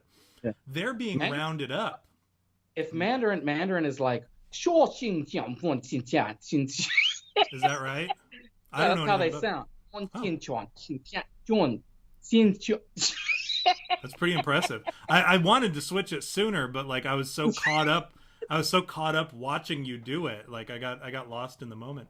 But yeah, like they're being rounded up, right? And they're being put into concentration camps. And this is why we're not going to get into the rest of the other stuff because we're kind of falling behind. But we'll talk about the Uyghurs real quick. They're being rounded up and put into concentration camps. There's literally been 1 million already interned in these concentration camps. And I actually do have pictures of... Really? This is what the Uyghur concentration... Actually looked pretty nice from up above. Yeah, it's like... That's a concentration camp. That's a modern concentration camp for the Uyghurs in... What do they do there at these Uyghur concentration camps? Well, it's not pleasant. It's they call it a re-education camp because China for a long time was denying the existence of these concentration camps when they were called out on it. And then finally, I believe it was Australia caught them. God bless our Aussie brothers and sisters. They caught them and they were able to get pictures because China had been blocking the imagery, the satellite imagery. And Australia was finally able to get it. And they have these images now. And we also have here, this is some of the Uyghur Muslims being forced onto trains, which is hilariously very similar to another genocide that is talked about in history with the Holocaust in... Oh, yeah. I forgot about the Holocaust. They were loaded onto cattle cars and brought to... Yeah, I forgot. Never forget. You're that guy. You're the guy that they have to make shirts and shit about that say never forget. But they're loading up these Uyghurs onto the trains here. Actually, here's some protesting Uyghurs. And then here's a kid, right? Here's a kid being dragged off to the concentration camp. Excuse me, the re-education camp is what they're called. because they're not concentration camps. Let me be very clear. This is kind Are of you what sure they. they're not learning kung fu here? Are you sure that's not what they're learning? Because that No. looks like kung fu uniforms right there. This is, yeah, they're training to be the next Mortal Kombat characters. Um, but then you've got Kang. hold on, let me go back and we'll find Liu Kang and we'll find Kung Yeah, and Lao. Shao Kahn and They all what's the kind of dude with look the like. razor hat? That's Kung Lao. Yeah, Kung Lao. Yeah, yeah. Know your role. Know your He's in there. know your Mortal Kombat characters. Gosh dang it. But here they are too. This is them being re-educated apparently by a bunch of Chinamen. Oh, they're getting butt raped. It looks like it, but I think they're actually off to the side. That's like the universal stance for donkey punch. Is it? I was gonna say submission. I thought maybe you were gonna go with that. Ready to donkey punch. You know about the donkey punch, I right? know what the donkey punch is. You know what that consists of, right? Yeah. Do you want to describe it for the audience? You're pounding someone from behind, preferably a woman, right? You're doing the fat. We here at You Had Me at Bigfoot are inclusive. It can be a man too. Yeah, it can be a man if you want. You can be a man that you're pounding from behind. And then right as you're about to bust, and they give that like the dolphin where they're like, and that's when you go, bit. I've always heard knock right in the back of the head with a good, solid, firm jab to the back of the head. That is the donkey punch. You know what? I've always heard that you gotta hold them by the hair, right? And then you yank them and you bop them on the back of the head, kind of like a tether ball, right? You pull it towards you and then you whack them and you knock them out, right. And then you can just leave, right? That's a good method because they're out. They're not away, and then you don't have to worry about the small talk afterwards. You just leave, or you could kiss them on the lips and wake them up if you're like into that sort of thing. Yeah, if you do that. But yeah, the Uyghurs. I have some information on them. Some fascinating information. Let me see. Who are the Uyghurs? Right. There are 11 million of them. Well, it's like Eminem and Mariah Carey. She's not a Uyghur. She's a. You're thinking of like any white guy with the word Lil before their name. That would be a Uyghur. Yeah. Any of the ICP guys, anyone who is with like that whole what do they call themselves? The psychopathic records, right? Those guys are all Uyghurs. Right. The Juggalos. These guys all live in Xinjiang. Part of China is actually annexed. Qianshan. That's probably how it's pronounced. Yeah, I don't know how it's pronounced. I am way too white. You guys know from the beginning of the episode, I am way too white for any of these words. So, V, you'll have to correct me if I'm wrong. Yeah, no, I'll translate. Appreciate you. That it was actually annexed in 1949, and it was Turkestan. East Turkestan was what it was. Here's the funny thing: this is 1949 that it was annexed by China. Many of these people, I won't say a lot because I can't imagine the lifespan is very long over there. But there are some people, I'm sure, who were legitimately alive during the time of when it was East Turkestan. So I mean, a lot of these people are like they were reclassified as Chinamen, but they're actually Middle Easterners, right? Right. And so the Uyghurs are targeted because in 2000, because they use the N-word and they're white. Right. No, because in 2013 and 2014, there were some terrorist attacks that happened and the Uyghurs claimed credit for it. And so the Chinese government... The Uyghur, it cracks me up because, I think Uyghur... Because it's silly. This is not a laughing matter, V. It's not even spelled the same. It's like Uyghur, Uyghur. It's not a laughing matter, V. This is very serious. This is a genocide that's going on right now. Isn't it true that whenever we say it's not a laughing matter, that it becomes a laughing matter? It does. It will for the rest of the episode be hilarious. Like, oh, ha ha ha! These millions of Uyghurs are dying at the hands of are being re-educated in internment camps or whatever. Do we know that they're actually dying, or are they just being re-educated? So, here's the thing. Now that you know about it, and I'm sure you've heard about it in passing, I've actually known about it for a couple of years, and here's where my doublethink sets in, right? I told you that there was another instance of doublethink coming. This is another instance where I'm like, hey, behold the travesties being committed by the Chinamen. But at the Right. same time, I'm like, but it's Muslims, so fuck them. You know, Yeah. like, so I'm like, I'm on the outside. Like when you see two people that you hate fighting, and you're like, I'm not gonna get involved because fuck both of them. But it's, and I hope both of Well, them end up. I hope both of them end up very like irreparably damaged after this, and I hope like neither one of them walks away. In fact, I hope an airplane lands on this fucking fight. Like that sort of thing is going on right now. But let me point this out: Uyghurs Uyghurs are being systematically rounded up. This is undeniable evidence. The Uyghurs are being systematically rounded up by the CCP. A million of them, at least, at this point, have been rounded up and put into these concentration camps, which are being labeled re-education camps. That's happened. There's no denying it. These camps exist. There's like 84 camps, if I recall, 85 identified camps that intelligence has been able to gather that these people are being rounded up and put into. Mm-hmm. Now, at the same time, it's Muslims, which I am not a fan of Muslims. You know I'm anti-Arab. You know I'm like, if there's one group that I'm extremely like undeniably racist towards, it's the Arabs. And I will say that out loud because I have been blown up and shot at by Arabs. They're the only people on this planet that I have been blown up by or shot at by. So I am extremely racist towards Arabs. So, and predominantly, I mean, the radical Muslim extremists is what they want to say. I'm like, those are your words. So if they're Muslims, then I am anti-Muslim as well.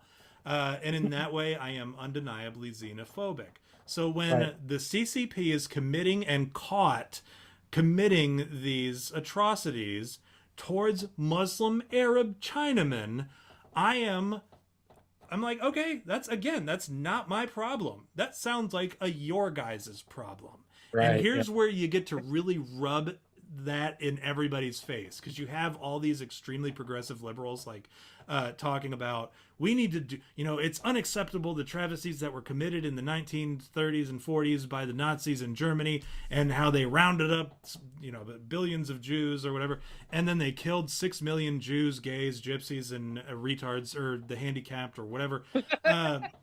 It's a travesty that this happened, and it's happening again in America because Trump said no, trannies couldn't serve in the military. They relate those two things together, and they talk about how they're going out and they're punching Nazis, and they need to punch Nazis, and Nazis, if it ever happened again, we're anti-fascist, we're the anti-fascists, and we need to fight fascism. But then as soon as you talk about how literal fascism and like comparable to historical paintings of Nazism, and how they rounded up the Jews, the gays, the gypsies, and the homosexuals, and the mentally handicapped. As soon as you point out that that's happening right now in China, they all of a sudden turn their blinders on, and they're like, well, that's just a cultural thing. That doesn't involve us, right? Like, if I were alive back in, the 1930s and 40s, living, in Nazi Germany, I would have surely spoken up and fought the Nazis. But, and these are Americans, right? These are Americans too. They say, I would have spoken up. It would have been SS, dude. Come on. But now that they have the opportunity to do exactly that, and I'm not even asking them to go out and fucking fight the CCP, because that's a fight that they'll lose, like, no matter what. I don't know, man. We'd probably be SS if we lived in Nazi. No. I'm not saying no. Hold on. Okay, let me clarify. Okay, not to say like, hey, I'm out here white supremacist, Nazi. But what I will say, that impression that I was doing was that of the liberals who say, if I were alive back at the time, I would, because let's be honest, a lot of us are easily manipulated anyways, and the Nazis had a compelling argument, and they were genuinely looking out for the small people, right? You know, the people who were like struggling because the papier mark was worthless. It was literally what Venezuela's dollar is today. Now, these liberals, they talk about how at the time, if they were alive at the time, they would have spoken out against the Nazis. But that's not the case. And what I said was that I'm not asking them to go to China and say, you know, fight the CCP. What I'm asking them, like Jordan Davis, we'd probably be SS if we lived in Nazi Germany. Which is funny because that's exactly what I asked when we were on our way not to Washington. But I'm like, is this kind of like comparable to people joining the SS back in Nazi Germany? You know, my favorite thing, you know, to this day, and I've said this before, when we weren't in Washington, D.C. on January, whatever day we weren't there, there was this moment when Tom and I were heading toward the Capitol. And I looked at Tom and I looked in his eyes and I said, so tonight we dine in hell or what? And Tom just like nodded at me. He was like, yep, I guess so. And then we headed towards the Capitol. And that day I was prepared to either die or be in jail by the end of the night. I mean, you know that based on the circumstances that followed. But like that, I was like, when we were walking over there, I'm like, even when we saw like on Twitter, somebody pulled something up or somebody's radio went off and it said, you know, oh, they're fighting cops at the Capitol. I'm like, dude, we gotta go. Like, we have to go fight cops at the Capitol because like that was what we went there to do. And then when we didn't get to the Capitol, and we were looking across the pond and you were like, so are we staying here? I said, I didn't come all this way to not go up on those steps. You know, like I intend to get as close as possible. But yeah, like that's very comparable, I think. And I can't argue that because like knowing what I know about the Nazis, the uprising of the Nazi party, like they made a legitimate argument at the time. And no matter what anybody says, now with hindsight, at the time, if you were a German male, military aged male, I would bet just about anything that your ass would have been first in line to get that gray uniform and your black hat. And you would be marching the streets with the SS. I guarantee it because you were broke. Your family was starving and you needed something to... Yeah. Well, in all fairness, I'm actually a quarter German. My grandfather on my mother's side, last name was Fultz, Fultz. So they're like straight German. So I'm actually 3/4 Mexican. My grandma and my other grandma and my grandpa, full Mexican. But my grandpa on my mom's side was like full German. So I'm actually 3/4 Mexican, 1/4 German. So I think I would be good in Nazi Germany where I could go, hey, look, I may have brown eyes, but I assure you, I'm like the master race, you know? Sure. Like that would be my argument going into the SS. They'd be like, I don't know, you don't have blonde hair, blue eyes, dude. And I go, no. Check this out. Here's the thing. No, you would have been your grandpa at that time. Like, oh yeah, because you would have only been, you know, you'd have been probably 100% German. You would have been all right. Yeah. Who knows what your grandpa, what eye color he had, right? But no, most of the Nazis didn't have blonde hair, blue eyes. They actually just looked like us, and that was the idea. Was you were supposed to Newsies. Remember Newsies with Christian Bale and Matthew McConaughey? Vaguely. I mean, I know of it. Yeah. They weren't blue-haired, brown eyes. They were Django Reinhardt. What was that Jewish dude and it was all about swing, right? The movie was. Do you remember this movie? Newsies? It was a Disney movie. It was a Disney movie. Yeah. Yeah, Matthew McConaughey and Christian Bale, way back in the day. Christian Bale, he was a youngin at the time. He was a youngin.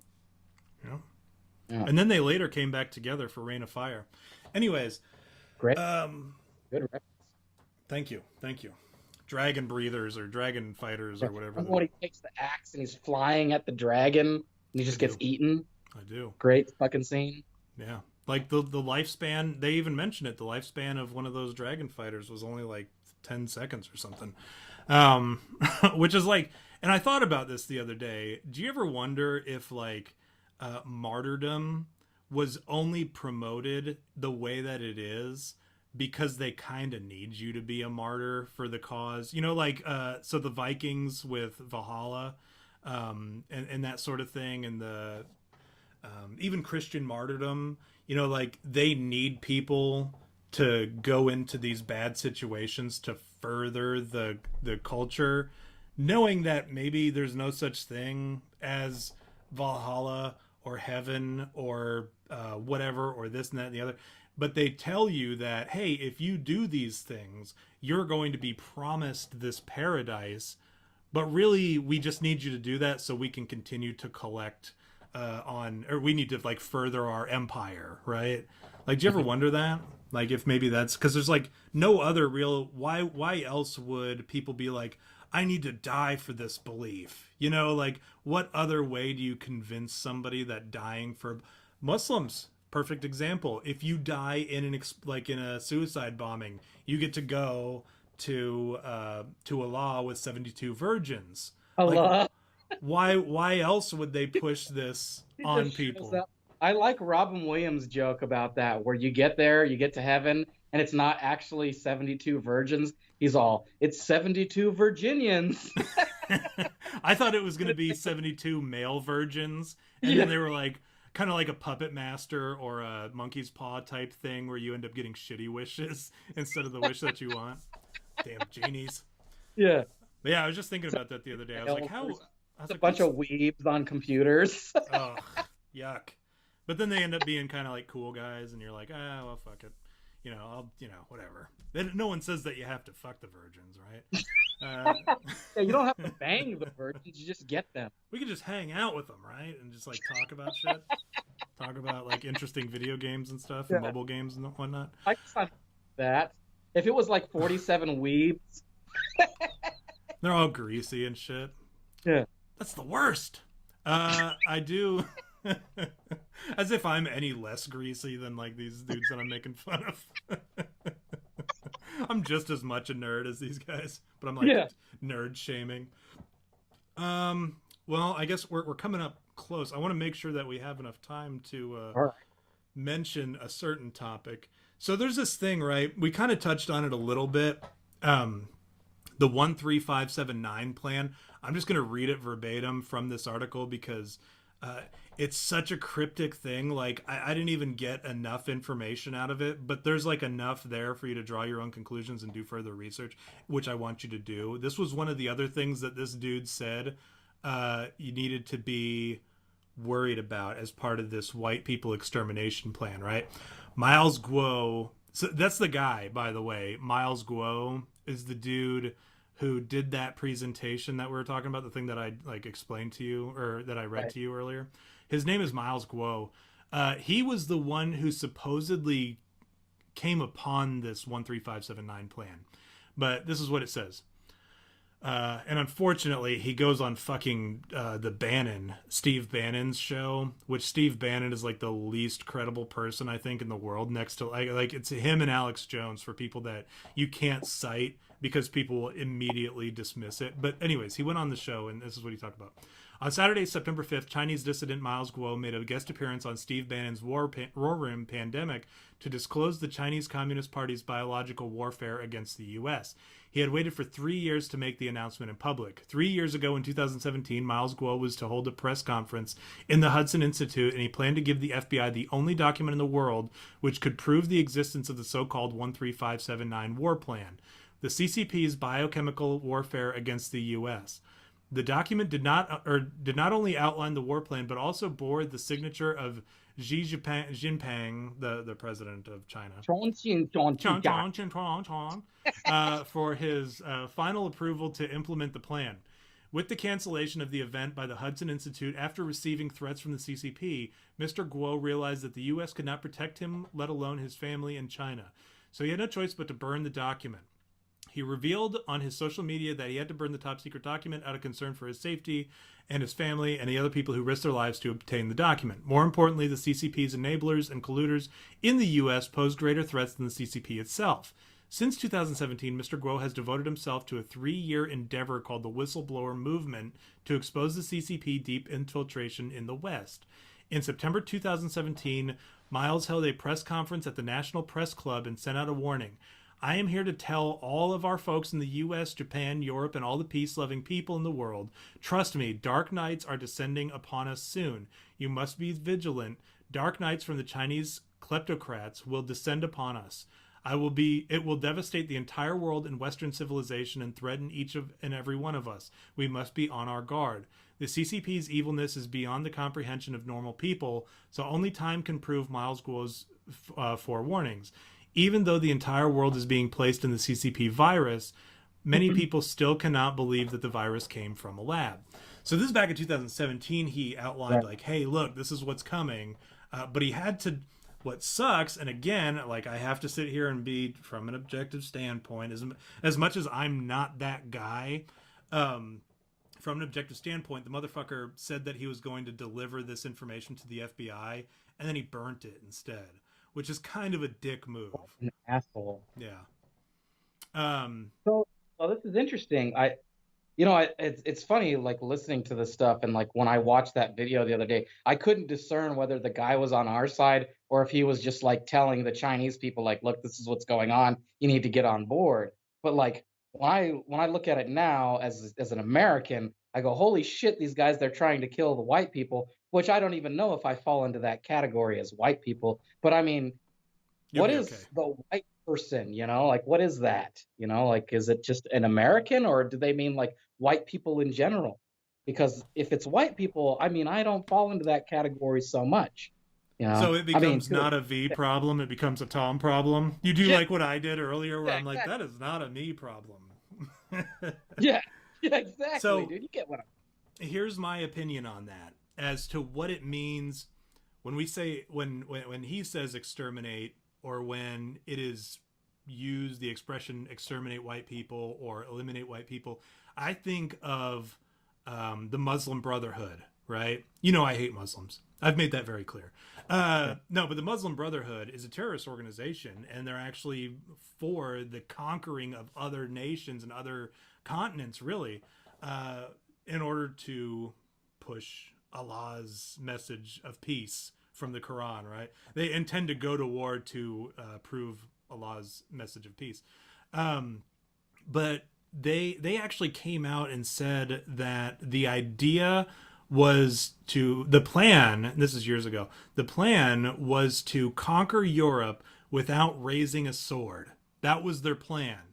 And then he went on to say that they were going to do it through immigration because of the lax immigration and refugee policies of Europe at the time, which still exists. I mean, we still see how Brexit happened because of immigration, and nobody wants to admit it, but that was like, and that may not have been the only reason, but truth be told, it was the straw that broke the camel's back and forced Brexit to happen, because people were like, listen, under the EU, the European Union, they were able to travel freely from any of the countries into anywhere else in the European Union. So you would get somebody who was relocated to, say, I don't know, it wasn't Poland because Poland didn't admit refugees, but say Italy, they were taking on refugees. And all of a sudden these refugees were brought into Italy, and then they could freely travel to Great Britain. And then Great Britain became like this nest of refugees from the Middle East and from Africa.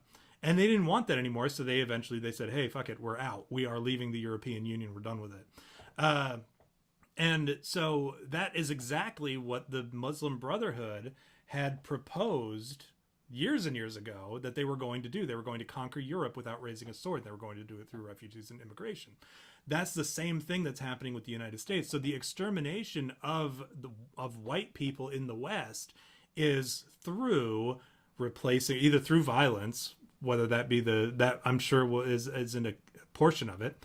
But I don't think that's what they're trying to do. And I think the Chinese are kind of orchestrating that to where they never have to go to war, because there are like only a couple unconquerable countries, China, the United States, and Russia. You just can't conquer them. Can we validate some of this information? My whole thing with this whole show, this whole episode, the reason why I wanted to do this show was because I wanted to be able to validate a lot of the things this Chinaman was saying on his so-called podcast. And like the things that we've seen over the years and up until now, like the validity, right? Like how much of it is true and how much to the point where we're at now, like assuming we follow this guy's timeline and we look at everything that's happened over the past couple of years, like how valid is it based on the information we have now, or at least the things that we've seen in the past couple of years up until, right, the Biden administration, or, you know, God forbid, the communist takeover of the United fucking States. The Right? Kamala Harris administration. Yeah. All So the how much vagina. how much of it is true? You're seeing it. Like I could sit here and I could tell you, well, let me point out this website and that website. You're seeing it in real time. We've seen the Wuhan flu, right? That came out of China. We know that money came from the United States to fund this Wuhan clinic, which it escaped from. We know and we've seen pictures of Obama and Dr. Fauci in that Wuhan lab years ago. Right. We saw Bill Gates, or I'm sorry, was it Dr. Fauci? I think it was Dr. Fauci saying that there would be an outbreak during the Trump administration, not if there is. So let's Will like there be? let me ask you this, Mhm. while we're dissecting the information that we have, what would you say, like from your opinion and based on the information you have, like what's your theory on all this? Like put everything that we have together now and what we've experienced, and then give me your assessment of what you foresee. Like I want to know what you think of all of the information we have, and if it's true, and what you think will happen in the future. Okay. Well, let me wrap up that thought that I was doing, because then Okay. people can see where I was going with that. We saw how the World Health Organization has somebody who is who's sympathetic to the CCP. We saw how he just regurgitated whatever China said about their inspections. China did their own inspections or whatever in the lab. The World Health Organization regurgitated that. The person who's in charge of all that, in dealing with the coronavirus, he's sympathetic to the CCP. And we've seen how. What else? What was the other thing that dude Miles said? He said eliminating the U.S. dollar through digital currency. We've seen that with cryptocurrency, specifically Bitcoin. Right. Bitcoin is on a boom, it's on the upward trend again. It's over 50,000. And then we've got, what else did he say? The U.S. election.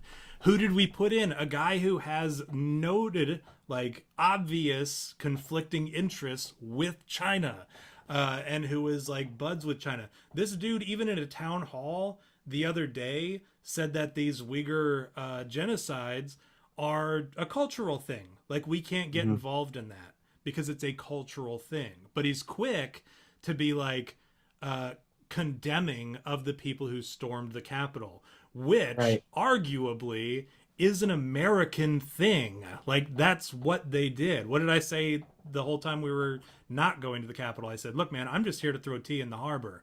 That's all I was there for.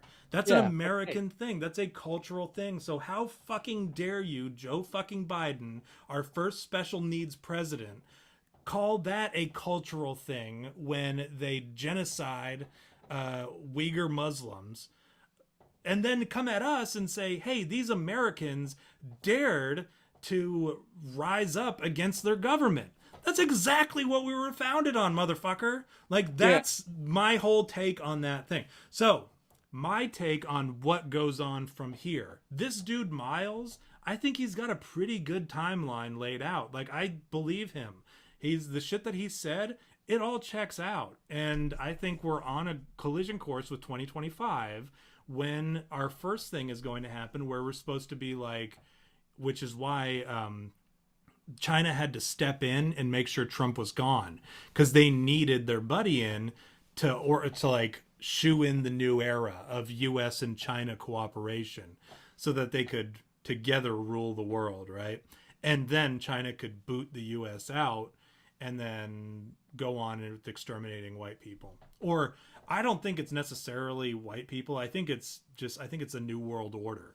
And we've heard about New World Order all the time. I think China is just actually, rather than remaining separate, I think China just wants the world to be China instead of the world, like Earth, with different countries. I think China is just moving forward, especially if China and the US can become great allies.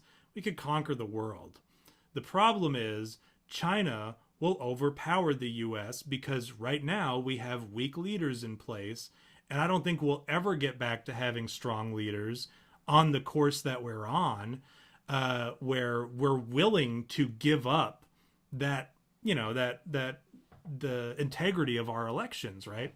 Once we've given up the integrity of our elections, you've basically just admitted, all right, so we're just happy with Democrats in office now.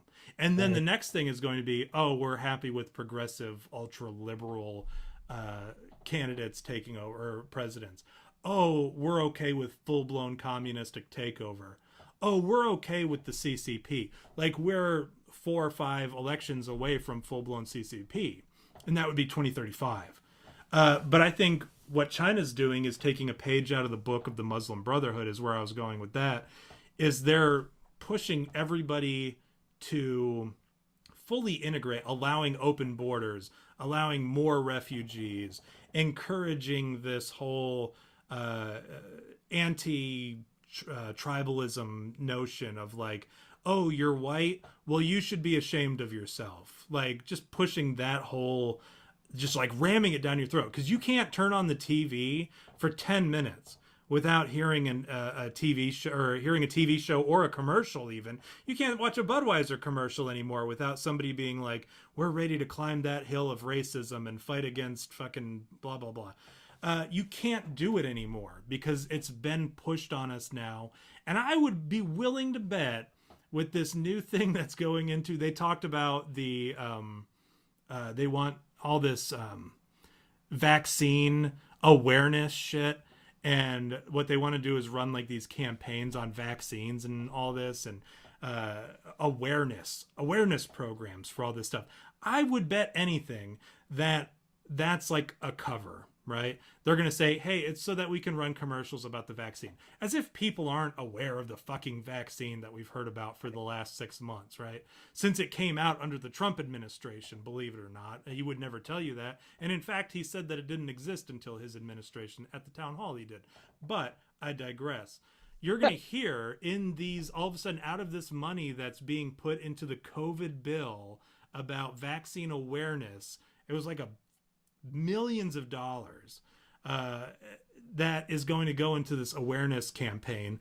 I would be willing to bet they're going to use some of it, if not most of it, in some kind of racial fucking nonsense, where it's like, hey, let's make sure our African American or Haitian American or Asian American or whatever, just whatever, anyone except for white Americans. Hey, it's basically the shaking their finger at white people. Hey, white people, you motherfuckers, get to the back of the line, which is totally cool because the vaccine has already been proven to be kind of like a misstep.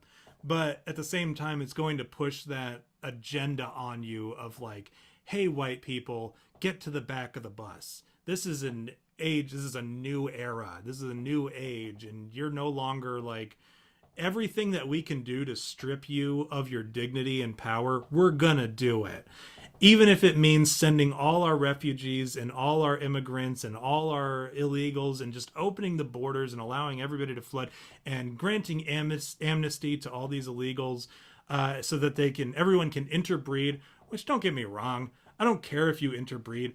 I'm in a like, my marriage is a mixed race marriage, if you want to call it that. I am white and my wife is Hispanic. Kids, dude. Yeah, Your kids are Mexican. I am just as guilty of like mixed breeding, right, as anybody that I'm chastising here. But I'm telling you, that was by choice. That was before all this, right? This is 15 years ago that I did this.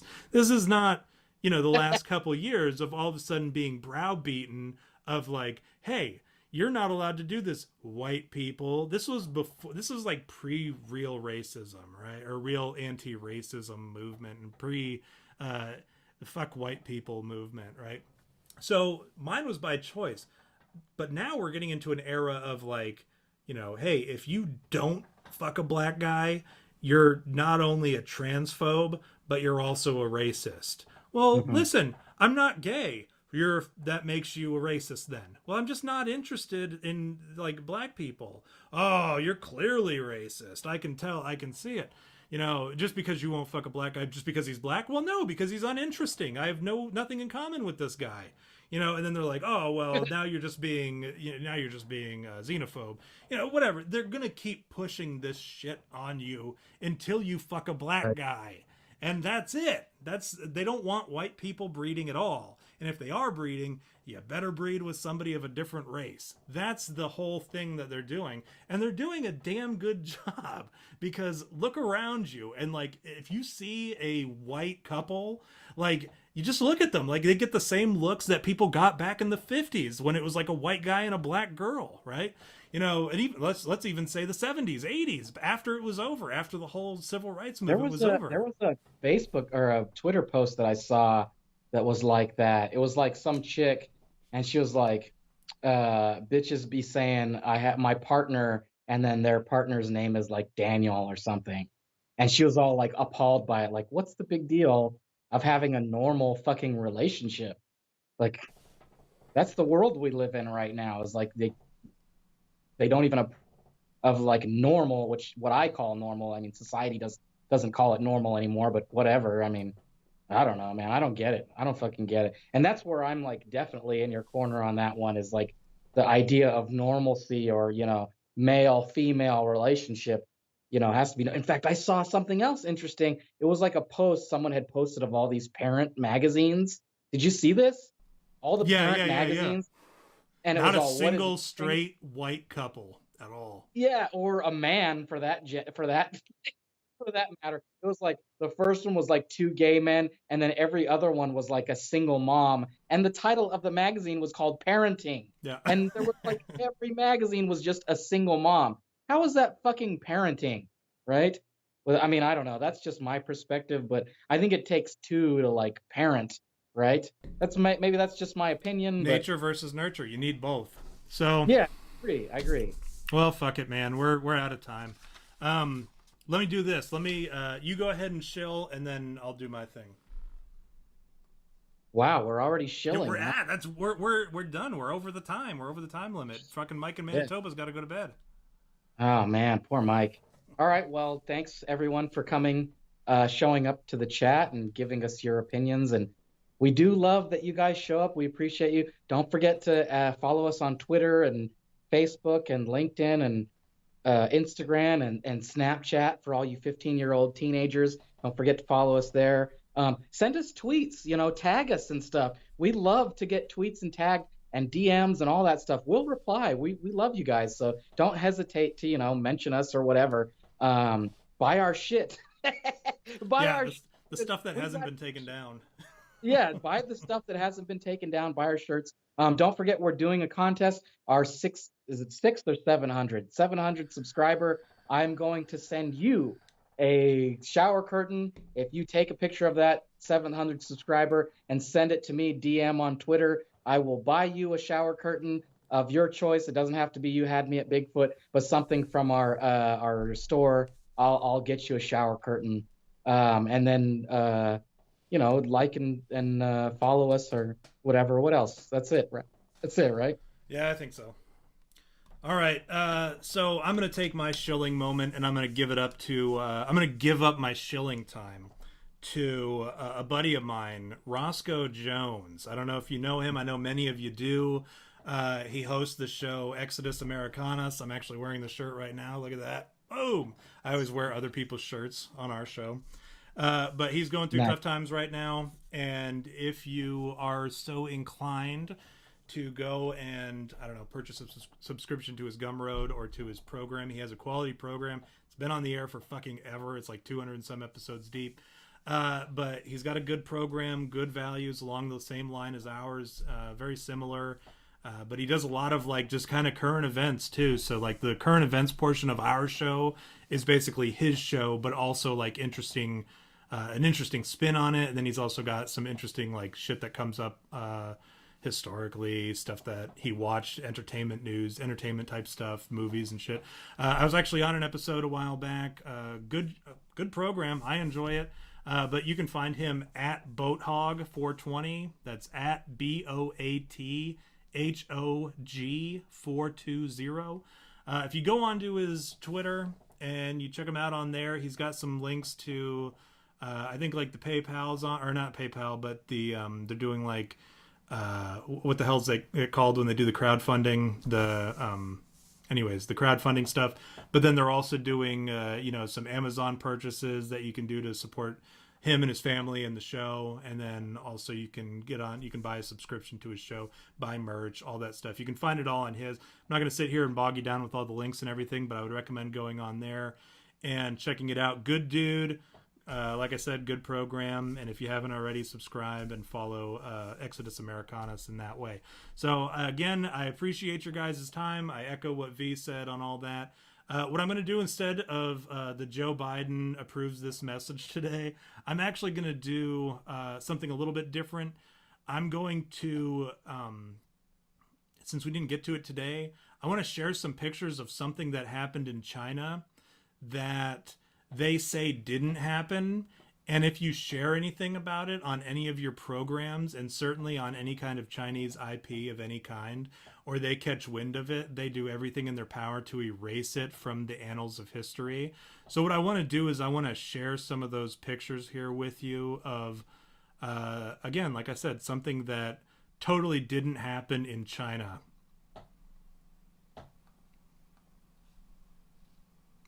It didn't happen in 1989. It didn't happen in Tiananmen Square.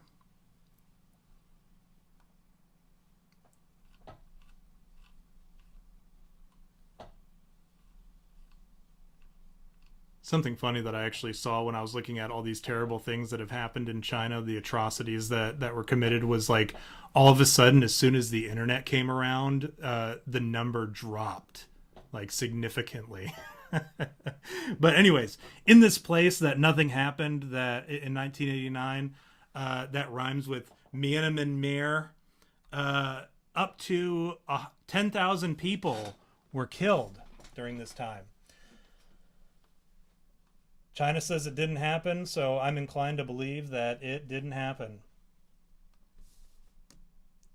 We'll see you guys next week.